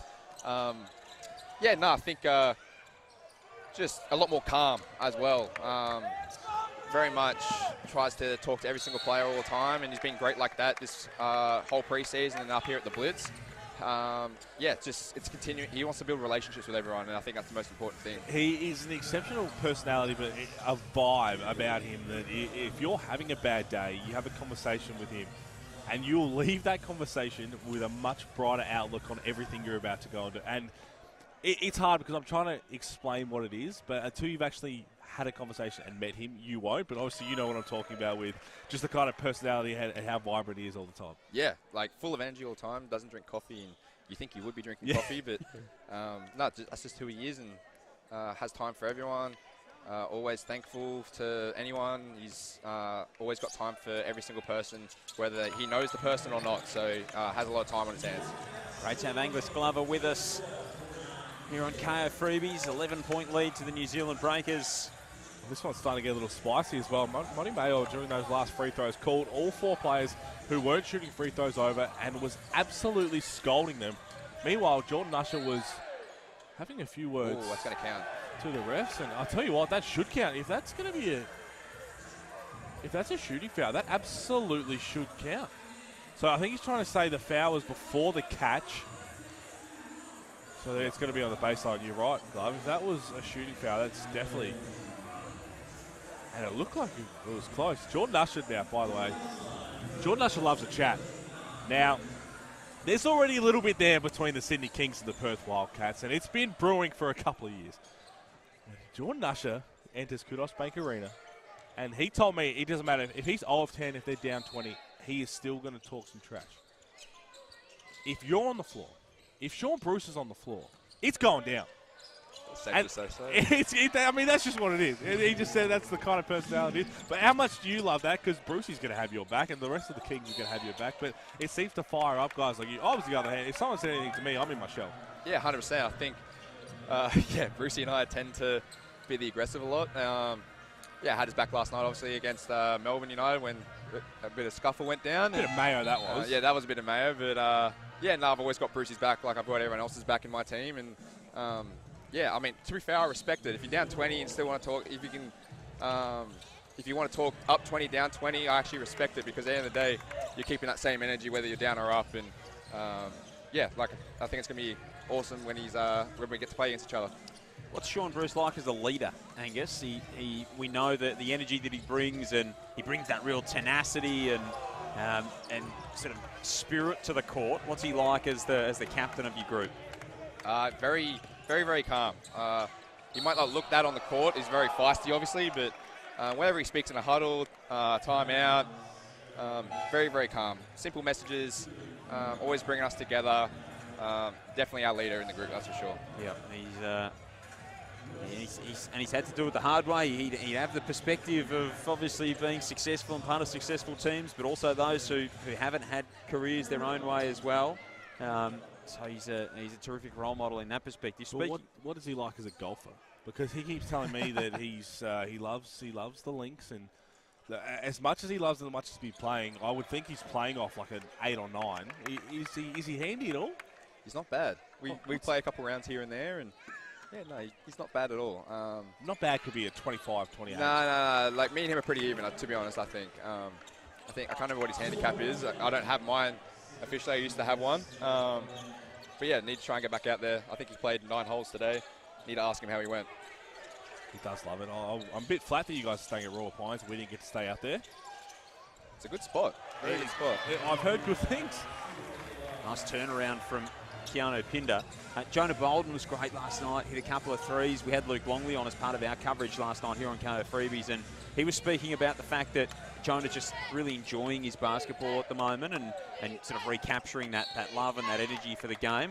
How have you seen his progression through the early part of the preseason, coming back from a long layoff and, you know, finding his feet, finding the pace of the game, but as Luke was talking about, just finding that enjoyment for it again?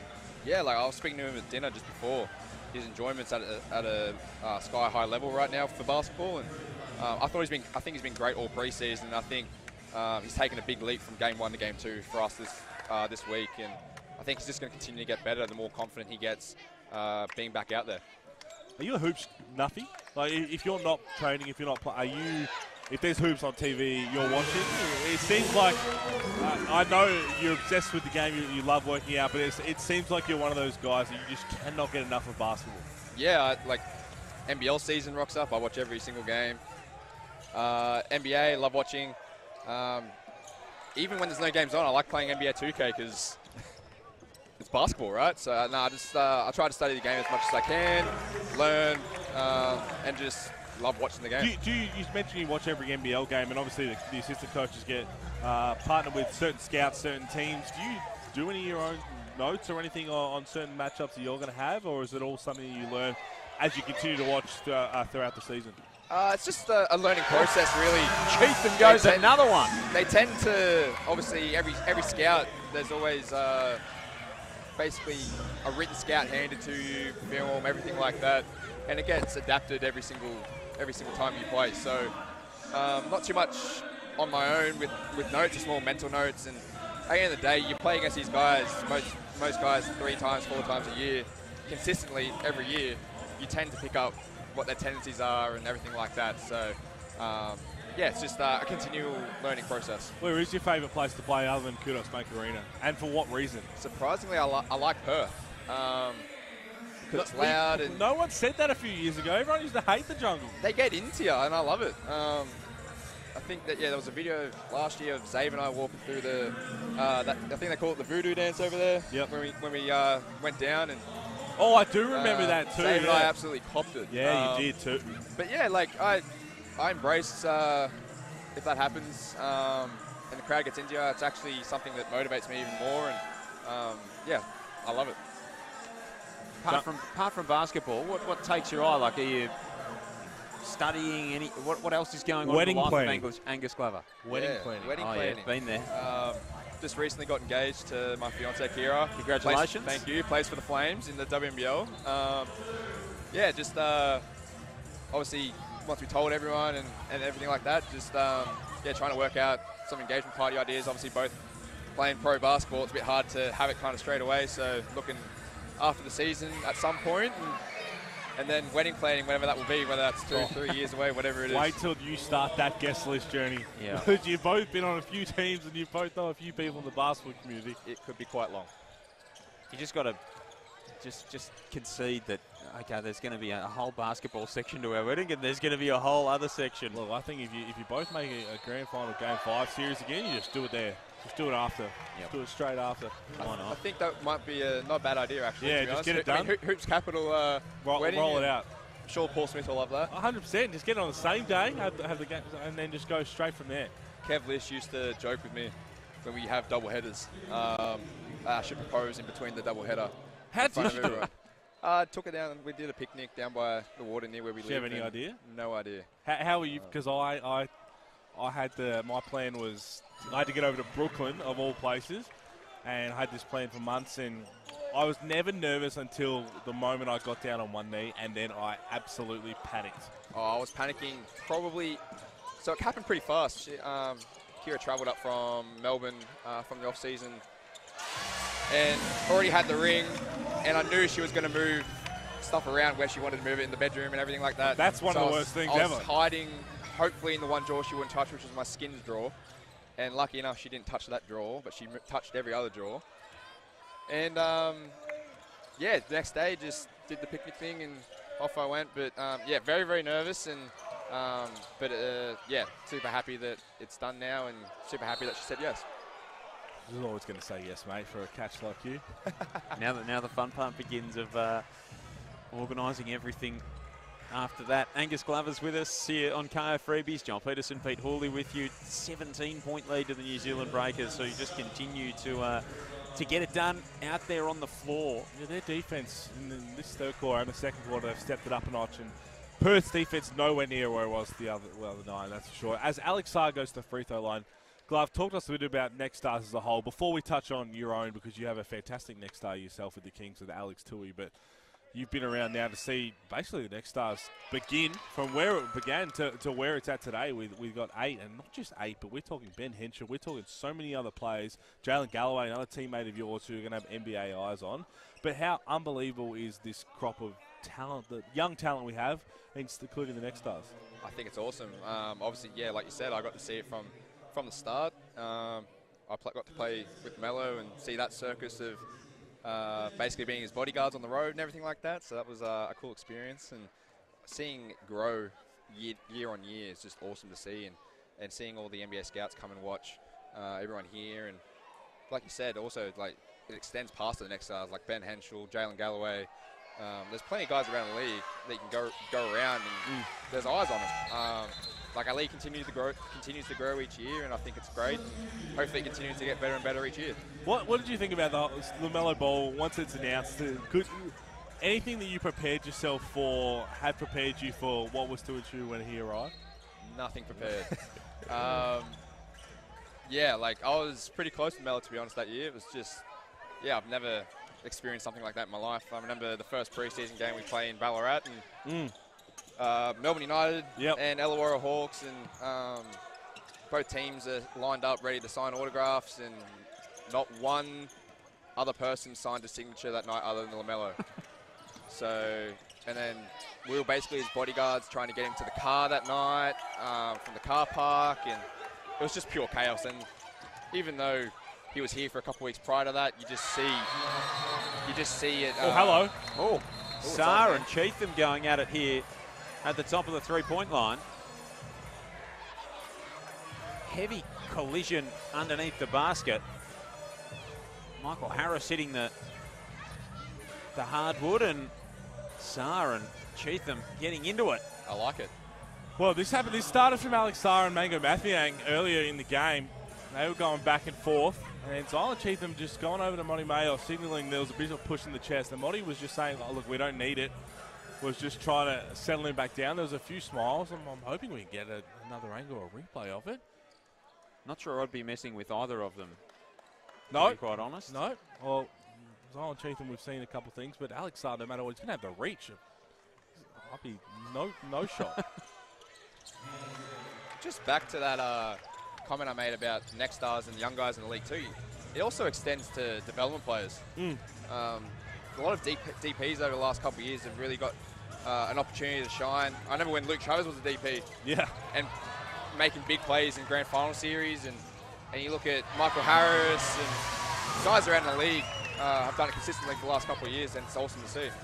We've also seen with that a rule change of, and it's something that we've seen you obviously impacted by injury, but players who lose, there's just a show going on right now where you can be put back down to a development player from an injury or all that, and basically try and help you out a little bit. And as you mentioned, it works for guys that we've seen. And Sean McDonald, we talk about development players, the opportunity. It's 28 games. There's going to be an injury to someone at some stage, and whether you're ready to grab your opportunity, how do you, whether you're coming off injury, whether you limit an opportunity, how do you stay ready in a professional environment? It's just about taking your opportunities and knowing that at some point you're going to get your opportunity. And then, like, you look at Sean last year, he took his opportunity and he got to keep that for the rest of the year and gain trust under Scott Roth's system. And that's all it is at the end of the day. You've got to try and gain the trust, and once you perform, you're there.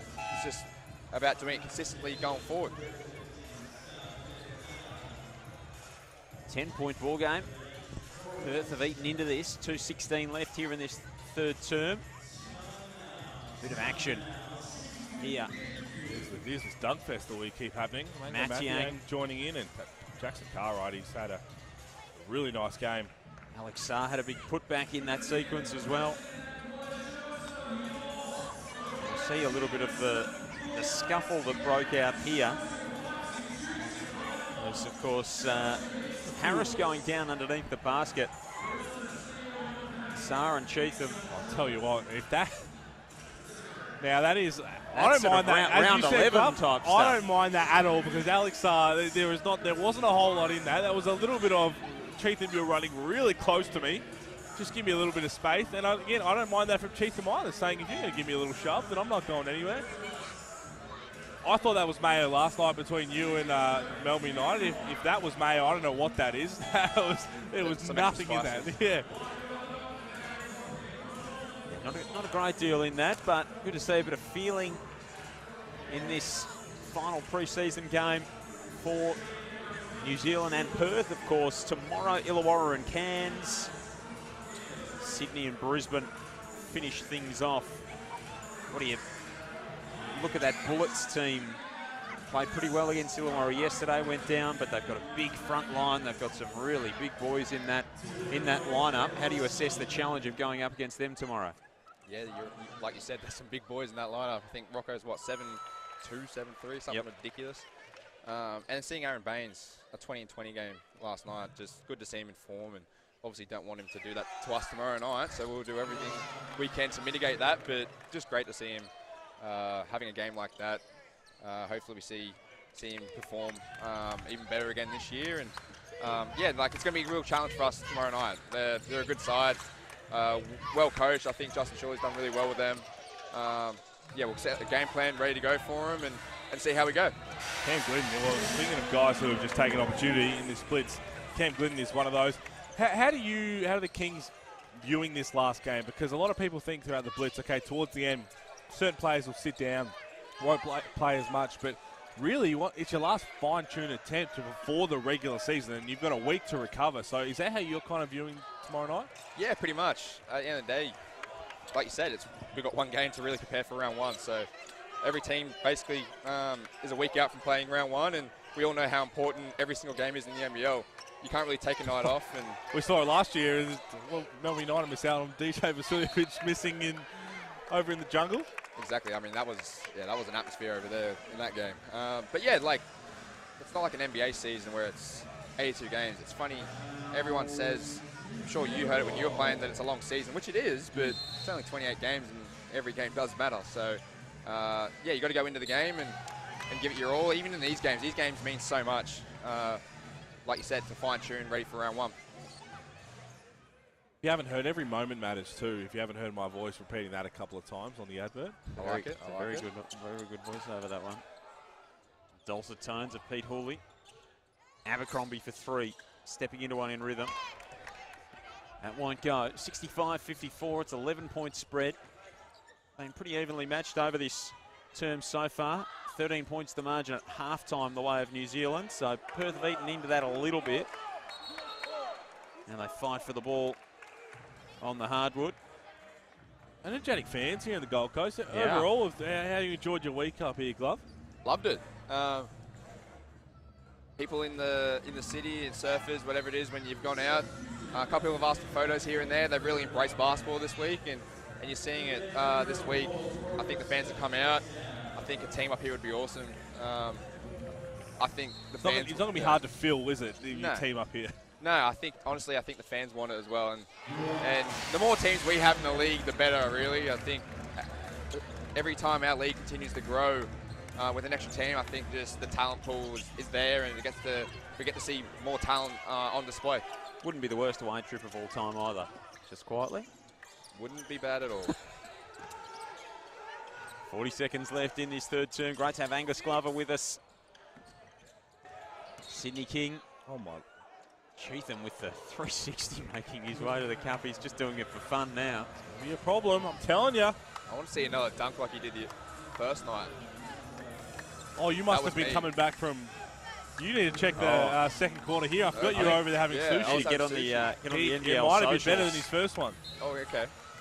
There was, of course, the NBL socials. You can get highlights via the NBL app as well. Yeah, Supercoach scores. Supercoach scores. You a Supercoach club? I love Supercoach. The updated app on the NBL allows you to see live Supercoach scores. I just saw the video. There you go. Wow. So that's up on the NBL Instagram. And he's letting him know too. I love it. No, he's a bad man. The reel is there, and that is with some real ferocity from Zylan Cheatham. I got a question for you. Better dunker than Cam Oliver, or? Geez, I mean, it's only preseason, so it's hard to tell because Cam Glidden continues to stay hot because Cam Oliver has one of the best dunks that I've seen, and that's on a good friend of mine and Craig Muller, and a good friend of both of ours, Geordie Hunter. That's going to be hard to top. That dunk up in Cairns was... They're still recovering. I think both of them still have nightmares when that pops up. And I would too. If they're listening, we're sorry you brought it I up. know. I didn't bring it up. Glove brought it up. I mean, I brought the dunk up, but when you hear Cam Oliver, what else are you going to say, Glove? I think you'll give him a run for his money. I think you will too. The way he's been in preseason. And again, it's not like...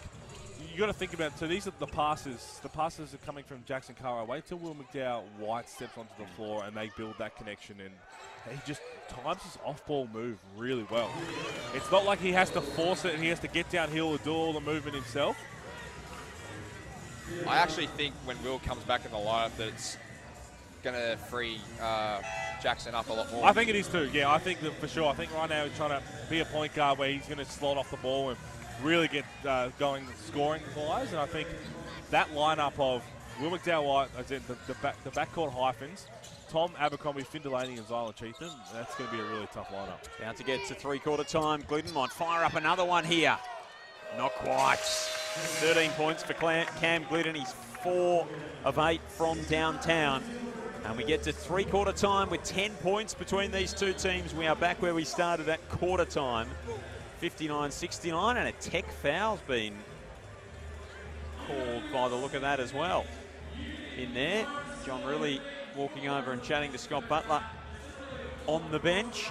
It's been chippy throughout. Zylan Cheatham taking a seat late in that quarter, but there's been plenty of energy in this contest. Cheatham's got 13, so too does Glidden for the Breakers. Bryce Cotton's got 17 on 6 of 13 shooting to lead all scorers. Jordan Usher has 10 for Perth, who came in still a chance to win this NBL Blitz title. They won't get there this season. 31-29 the rebound count and a 5-assist edge for the New Zealand Breakers. 59-69. New Zealand getting it done over the Perth Wildcats. Joel Peterson, Angus Glover, Pete Hooley with you. Great to have you with us on KO Freebies. What's the game day look like tomorrow, Glove? We'll go for a shoot around, 10:30 roughly, and go through our scout and everything like that, and come back and pretty much just relax and try and get ready for the game, and then off we go, come here and try and put on a good show. Of course, Brisbane tomorrow night for the Kings, Illawarra and Cairns in the early game of the NBL Blitz. And then a trip to Illawarra in round one. How excited are you just to get things started in it's a week's time? We're underway in this NBL season. It's rolled around pretty quickly. Yeah, it has come around real quickly. Yeah, super excited. And for me, obviously, I used to play down in Wollongong, and I have a lot of family and a lot of friends down there, so I'm really excited to get down there and obviously get to play in front of them. And there's always a little bit more spice in that one too, which is, it looks like there's a rivalry game every time Sydney plays someone. Well, when you win back-to-back titles, actually, I think that's just a given now. Your target's on your back. You tend to get a target on your back, so yeah, it's a challenge, and we try to embrace it the best we can, and it's something we look forward to. I'm interested in some of the conversations in this off-season and pre-season once Mahmoud came in about, okay, we've just won 2 titles. Everyone talks about how hard it is to win 3 in a row. Do you touch on anything that was successful with the first 2 attempts at it, the last 2 attempts, or do you basically say we're starting from scratch? Honestly, I think you have to move on. I think if you dwell too much and try to continually celebrate it almost, like we all know we're going for a 3-peat. There's no denying that. Everyone knows that. But at the same time, you've got to put that past you and think in the future and in the present of this season. And we can't worry about what's happened the last 2 years, and we've got to really focus on this group and this team and this season. But like I said, we all know we're going for a 3-peat, but we also try not to think about it, and we try to really just do the best we can on a nightly basis. How excited are you to get DJ Hogue into the fold? He did some great things at Cairns last year, all NBL. He's just such a smooth operator, a really good crunch time scorer as well. He's going to bring something very exciting to the Kings. Yeah, definitely. He's been great in pre-season when he was on the court, and yeah, super excited to play with him. I mean, we all saw what he could do last year, and I think he's got another level to go to this year, to be honest. I'd love to. He's just unbelievable. Give us an insight into, it's probably easy to talk about last year because you wouldn't have had as much this year at full strength with everybody in town. The bench for starters practice, because last year, obviously the best bench in the league, and it helps you win a title in the biggest moments. What were some of those practices like? Because everybody thinks, okay, well, we've got a starting 5 with this unbelievable trio, Derek Walton Jr., import trio, Xavier Cooks is there as well. If they're rolling out of practice, they're going to beat that bench unit every time. But I just don't think that's how it would have happened. Sean Bruce will say something different. So, yeah, we gave it to him. Obviously, I'm trying to be modest, but yeah, no, like honestly, it happens more. Again, as someone who's been a part of the team, I remember vividly in 2018 that our white squad used to towel them up on a regular basis. But in the end, it ends up helping them, and it helps you guys as a team go and win a title. Yeah, exactly. And you can say you towed them up, Glove. You said it, not me. There we go.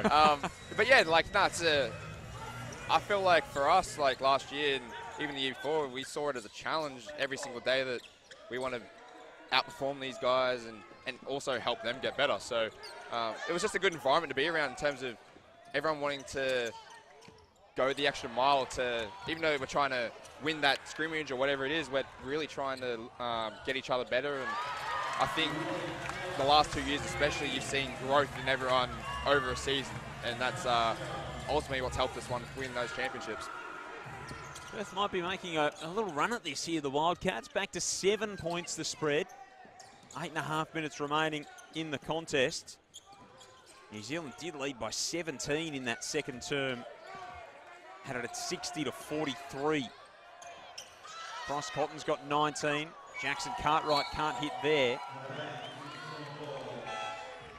And it's going to stay on the offensive end for the Breakers. Pete mentioned earlier Alex Tui, the next star with the Sydney Kings. A really good performance from him last night. What's he brought to the team? Honestly, even at his age, leadership. I think he's been great for us as a group, and I think everyone's seen it. He can play so many positions, can guard so many positions. Like, he's got that NBA type build to him, and I think people are seeing that, and scouts are seeing that this week. And like I said before, everyone's going to get better, but yeah, just to see the trajectory that he's on, and the potential is scary to see where he can be and all that. Yeah, Bryce Cotton's gone down good at all for with Bryce an injury here. This could be a big blow for the Wildcats. Writhing around in pain on the floor is Bryce Cotton. Back to his feet, which is good to see, but very sore as he gets up and walks that off. Didn't look like there was a whole lot of contact, which is why my heart was in my mouth. He doesn't want to sub. See the replay here. Just might have been on the landing there as he... Wondering if it's that or he the left leg. Well, his left knee. That's what he's grabbing. He's rubbing the side of his left knee. And he's talked away a sub, and I tell you what, He's going to stay in there. I know he's Bryce Cotton, and you listen to what he says. But if I'm John Willey and I'm the staff of the Perth Wildcats, you are bringing him out of this game, whether he wants it or not. 1 week out from the home opener and their season opener. Still looks like he's in a bit of pain there too, just standing at the free throw line. Maybe he's waving it off. You hope that it was that bit of a stinger, and it looked like he was just signaling Dane Pinot that a knee on knee. That's what he was just signaling to Dane Pinot, that it was a knee on knee contact, which is what I thought it was initially. So that's hopefully just going to leave a bit of a bruise, and he might be able to play through it by the looks of it. Hasn't affected his free throw motion in any case. Not going to lie, not much phases Bryce. And that's what I'm saying. When you see that, the initial reaction, and obviously someone grabbing their knee, it was... Oh, he's calling for a sub now, so he's tried to run down the court. And he did make the signal that it was... Someone's going to have to get him out of the game. Yep, so he can't really get much of a run up at all, Cotton. He's going to sort of test himself a little bit here. Saar with the turnaround jump shot. Someone's got to have to foul someone to get him out of the game. Just can't afford to have him out there at the moment.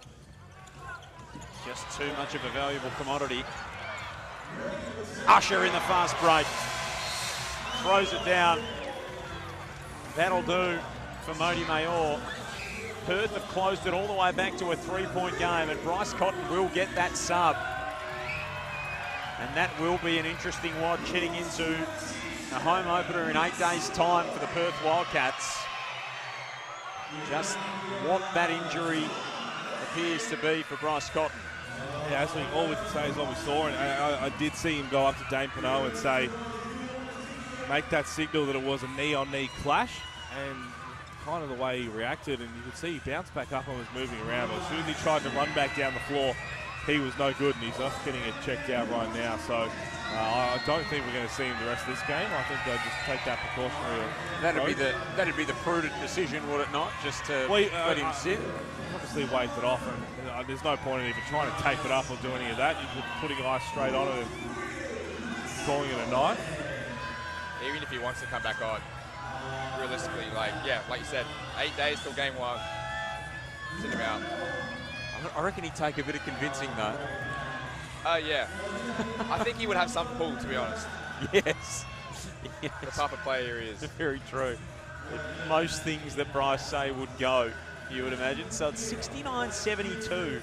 They've whittled it back from a 17-point ball game midway through that third period.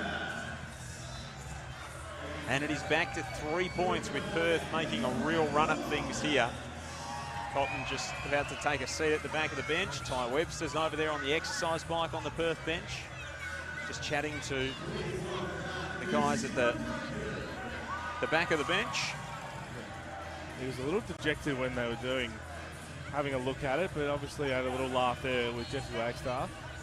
Jesse Wagstaff telling him that he's nice and strong, giving him the flex and pointing to that. Of course, Jesse Wagstaff dealing with an injury concern of his own from that second game, the rout over Adelaide. Not suiting up tonight, so he might be a watch for their first home game of the season as well, the Wildcats, in the early part of the campaign. Ball movement from the Breakers. Jackson Cartwright banks it home. I don't know if he called it, but that was beautiful. And this is what I've talked about New Zealand this whole game. The first thing I noticed from the first couple of possessions is no one has stood still. Everything they're doing is on the move. It's so hard to guard. As soon as you pass to the next guy, he's already on the run, and you have to try and get back in front of him. It just hasn't worked out. Cheatham back into the game for New Zealand. Out there with Jackson Cartwright, Glidden, Abercrombie and Delaney. Saar, Pinder, Usher, Corey Webster and Ben Henschel out there for Perth. Joel Peterson, Pete Hooley, Angus Glover with you. Great to have the Sydney King alongside us in our coverage in the second half here. So many special guests joining us across the course of the week here in our coverage of the NBL Blitz. 6-point ball game as Henschel gets downhill. Kicks it out to Usher. So Pinder, beautiful move. Gets past Cheatham and the foul. So quick at that. Keanu Pinder. He's so hard to guard. Now he's got that level of confidence and that quick spin that you've got to make him go where you want him to go. Otherwise, if you let him have a choice, it's game over. Thoughts on the mask, Glove? I like it. I like it. Yeah, I mean, like you said just before, though, that move is that hard to guard. It's not funny. Like you said, you got to try and dictate where he wants to go, which is also very, very hard to do with someone like Keanu Pinder. But I'm really digging the black mask. It's a tough look. Oh boy, Jackson Cartwright showing his speed. Rapid end to end. Put out a little ginger as well after that. Usher from outside. Jordan Usher has seen Bryce Cotton check out of this game and has said many shots are available. Going to him. Making a charge here, the Wildcats. Back to 3. Usher's got 17 points. Game on all of a sudden. Pinder with some good defense on Jackson Cartwright. Forces it out to Delaney. That one's way long. Still just finding his touch, Finn Delaney. Corey Webster back the other way. Usher underneath. Some contact on the play. Usher has landed really awkwardly there. Bit of mayo on that one, I think. It's rolling around on his neck. I can say that, Glove. You can't say that. Well, you can if you want. I won't put words in your mouth. No words are coming out of me on that. Let's take a look at Jordan Usher. Just an awkward fall.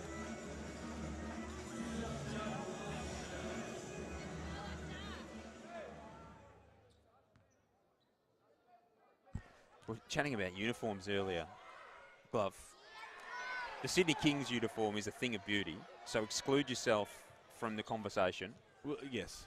Who's got the nicest kit in the league, do you reckon? Have you got a sort of one that you go, oh yeah, I wouldn't, you know, I could work with that? Or if it's not Kings, it's no good.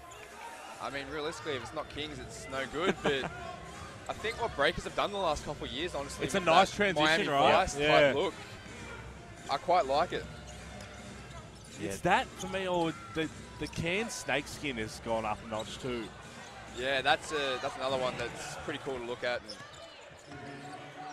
singlets are getting better and better each year, to be honest, from every team. If you had to pick Kings white pinstripe or Kings purple pinstripe? I like the whites, to be honest. They got that little bit of purple in the stripe and changes it up a little bit. I think it's really cool. And I mean, the purple's pretty good too. I like the gold. I'm going to go out. I like the gold. Actually, I like the black, if I'm honest. I thought the black one was really good. Got some good options. How's this? The Wildcats in front. Fought back from a 17-point deficit. It's been on the back of Jordan Usher. He's gone bonkers. He's got 21 points. He is talking to absolutely everyone, which includes a 12-year-old kid in the front. Jessup answers back. Sit back and enjoy the show up over the last 4 minutes here. The New Zealand bench is up. John Riley's up. Alex Sarr is up at the top of the three-point line, but can't hit that. How do you see this one playing out, Glove? It's either one's game right now, and I think momentum's with Perth at the moment, to be honest. And hello. As I say that. Delaney and Pinder with the rejection. I think there was definitely a block in there, but there was a lot of contact from multiple other people, which is why Finn Delaney is having a look through his entire arm. Someone got it clean, for sure. I'm just not sure if the other two did. I think Pinder... I think Sarr grabbed him on, there. Yeah, there. Sarr, for sure, there was a foul there. Henschel had one as well, I think, and Pinder was clean. So in the end, 1 + 2 does not equal 3. So 2-point ball game, Breakers ahead. Delaney's pass tipped by Usher, who's having all kinds of impact at the moment. And chatting away. Just get your competitive juices flowing, just sitting here. Yeah, I want to be out there now. Yeah, it's a different edge. When you got a close game and you got someone chatting away. Glidden, Delaney, Jessup, McNaught, and Cheatham out there as Ben Delaney steps on the baseline. Henschel, Corey Webster, Jordan Usher, Alex Saar, and Keanu Pinder. The 5 that John Riley's going with here with 3:38 remaining. Glidden's got 14, Cheatham 13, Delaney 12, Jordan Usher 21 points. As Pete said, he's really ramped it up here. Sure has. McNaught's only played the 5 minutes in this game, and I'm just wondering if Jackson Cartwright did come up really ginger on that breakaway layup where he did grab his knee straight away, and it wasn't the one that it was taped. And I'm wondering if that just started to get a little sore as the next possession unfolded. Don't need to take any risks at the moment. Mody Mayor talking it over with Jessup and McNaught over near the bench. Here's Alex Saar. The French next star made such an impression in his opening games with the Wildcats over in the US against G-League Ignite, and now really making things happen. He's just a stat stuffer. Does a little bit of everything. That should be 2 points. I think that's going to be 2 points.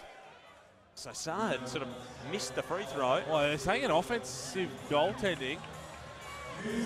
Offensive goaltending for pulling the net. I'm not sure who did it.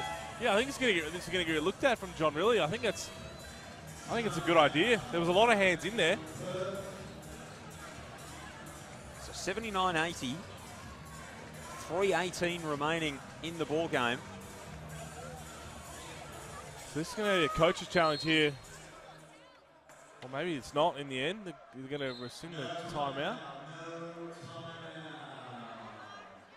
So no timeout in the end. Well, for sure, I thought that it was a breaker who put their hand up the net, which means it would have been a goaltending and 2 points instead of 1. Has he used the challenge already? I'm not sure. John Riley right now is talking to Michael Allen and Scott Butler, who aren't refereeing this game, but they are sitting the referees, and Scott Butler is saying something. I'm wondering if they looked at it quickly and saying, don't bother. Saw last night, timeout call, but the challenge rescinded. Kind of in the early game yesterday. Usher with the takeaway. Beautiful feed to Henschel. That is a gorgeous time. And the Wildcats are back ahead. Jeez, this energy from Jordan Usher is infectious. So what have the Breakers got at the other end? Jessup straight away. Bang! That's just poor Scout. Got to crawl up and in. Finney and Jessup. This was a slow burn, this game. But it's really come home to roost at the end. Henschel turns the corner, gets inside, loses the handle, and it'll stay a Perth ball. The Gold Coast, JP. Nice, just getting started. Here comes Parker Jackson Cartwright. Now we've got a timeout. 83-81, Breakers up. New Zealand in the penalty as well, as far as fouls go. I think we're going to get the winner. Melbourne United are going to get the...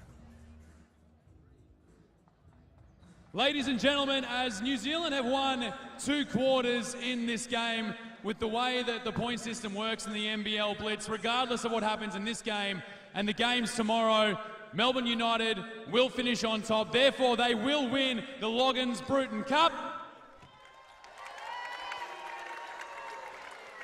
And Cal Bruton joins me now. Cal, what have you loved about the NBL Blitz on the Gold Coast this year? Well, I guess the first thing I'd like to say is congratulations to Melbourne. But what I've learned is that the talent that's coming through Australian basketball is absolutely fantastic. So the best is yet to come. So enjoy the season, everybody. It's going to be very exciting. Round of applause, Cal Bruton! So there it is, officially Melbourne United NBL Blitz champions, and they take the Logan Bruton Cup.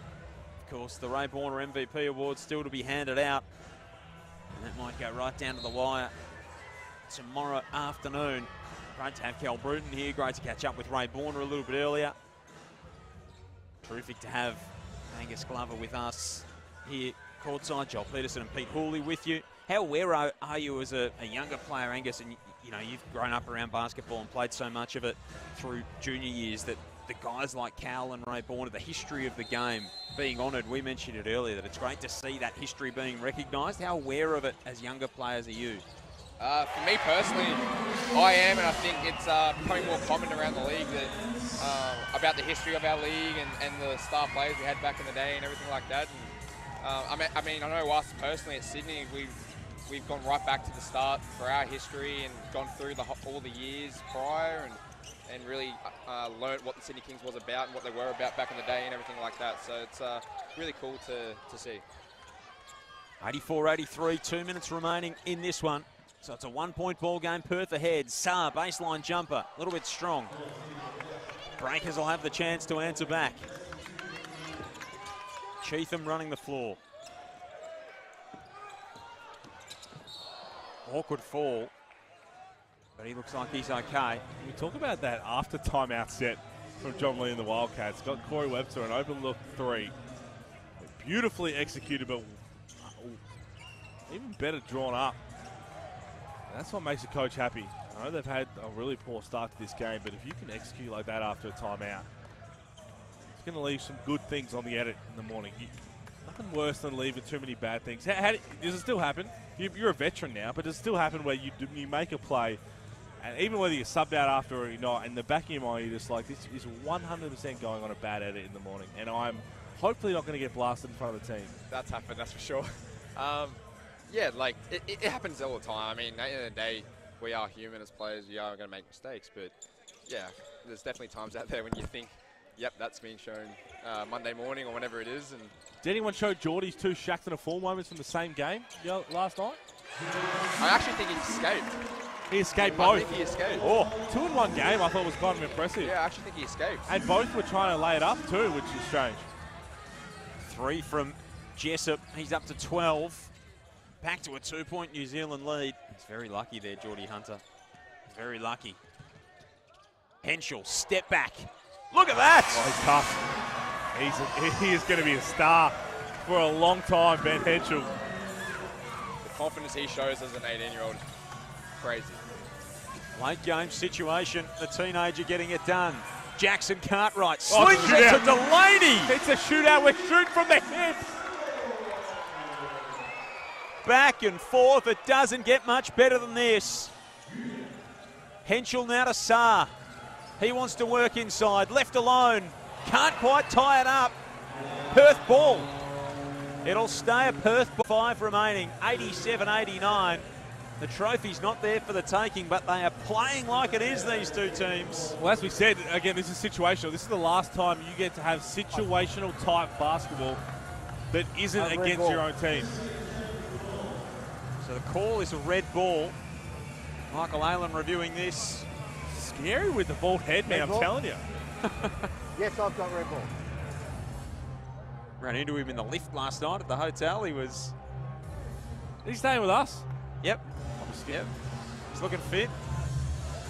He's looking in phenomenal shape, but if I turn around and argue a block charge call, and he looks fierce.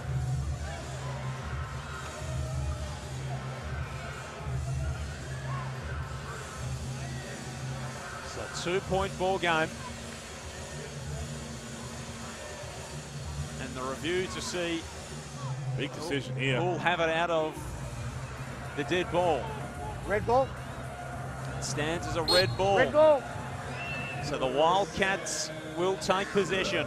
Down to 55.5 remaining. 14 on the shot clock. What are you looking for here, Angus? Might look at Corey again. Same ATO as they ran before, most likely. Or, ooh. Usher underneath gets it, and he's fouled. Basically the same ATO that John really ran about a minute ago. So for those listening at home, when you talk about an ATO? After timeouts, not necessarily got to make. Obviously, it's nice to make it, but that's a coach killer if you go into a huddle, timeout, whatever it is, and you don't execute it properly, and the execution doesn't always lead to scoring the ball. It's just about getting through it and everything like that. Jordan Usher has just balled out since Bryce Cotton got hurt, but his energy, as I keep talking about, is so infectious. I'll tell you what, I'm sure the Perth Wildcats already know in the Red Army, but they've got a good one here, and it's someone that they've needed the last couple of years just to set a tone. And if things are flat, he will not allow them to be flat for long. And the other thing is he provides some support for Bryce Cotton too, which they've needed at times. 1 point ball game, 41 seconds remaining. Jackson Cartwright tries to get it out of his hands. Usher with the steal and the slam. Wow. What a half this has been from Jordan Usher. Timeout, New Zealand. 36 seconds remaining. Perth back on top. He is a flat-out competitor, Jordan Usher. I don't even think I'd play Uno with him when seeing him play basketball. He is that hype. Look at this. This was all set up on him. He was dogging all the way up the floor. Gets the steal. And enjoyed his work too. He's someone that seems to be competitive at everything that he does, no matter what. That's what I'm saying. Yeah. No Uno, nothing. I'm not playing 2K, anything against that man. One of those players that you just love to have on your team. If you play against him, it would be an absolute nightmare. 1 point ball game. 36 seconds remaining. The crowd here at the Gold Coast is energised. And Jordan Usher has been the spark plug here for the Perth Wildcats, and he's having plenty to say in the huddle as well. 24 points. 10 of 14 from the field. He's got 3 assists, 2 steals, 3 steals now. It's been enormous. So we'll see that the lineup the Wildcats are going with Usher, Pinder, Saar, Webster, Henschel for the Wildcats. New Zealand going with Delaney, Cheatham, Glidden, Jessup, Jackson Cartwright is back out there.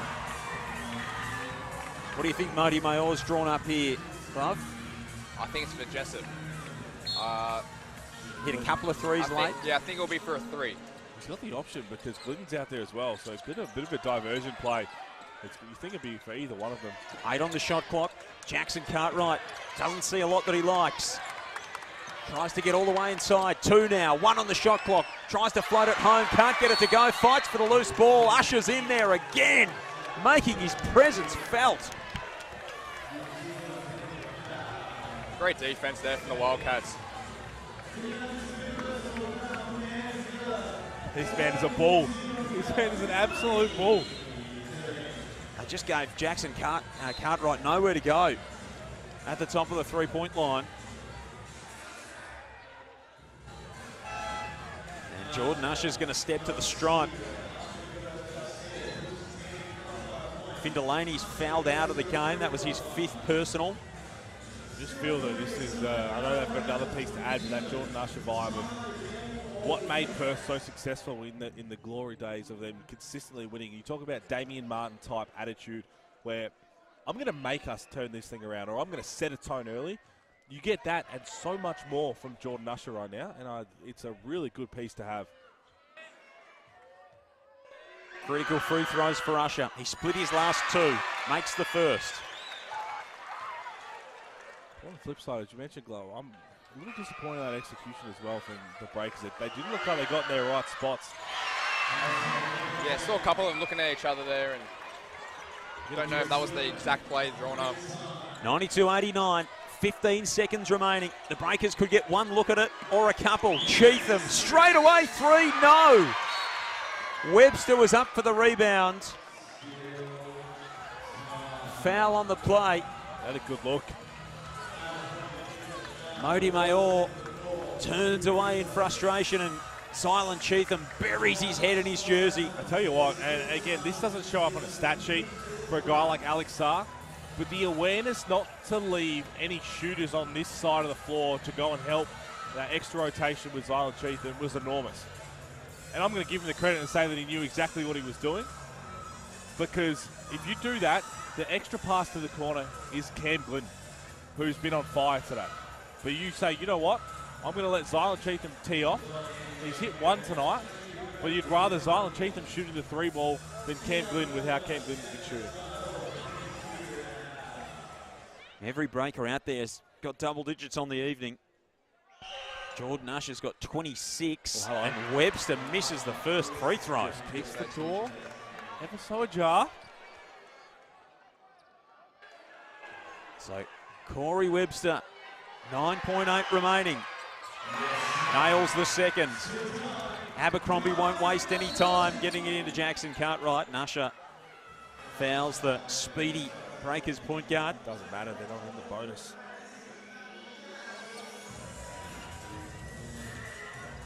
Had all that to work with, did Mody Mayor's men. And the Wildcats were 17 down again. Repeating that in that third term, 60-43. They trailed by 17 as Jackson Cartwright goes down heavily again. He's been in the wars tonight, of course. Bryce Cotton's nursing an injury out of this game. We know that Jesse Wagstaff is injured. We saw Clint Steindl get injured earlier tonight. Jordan Usher's been fouled out.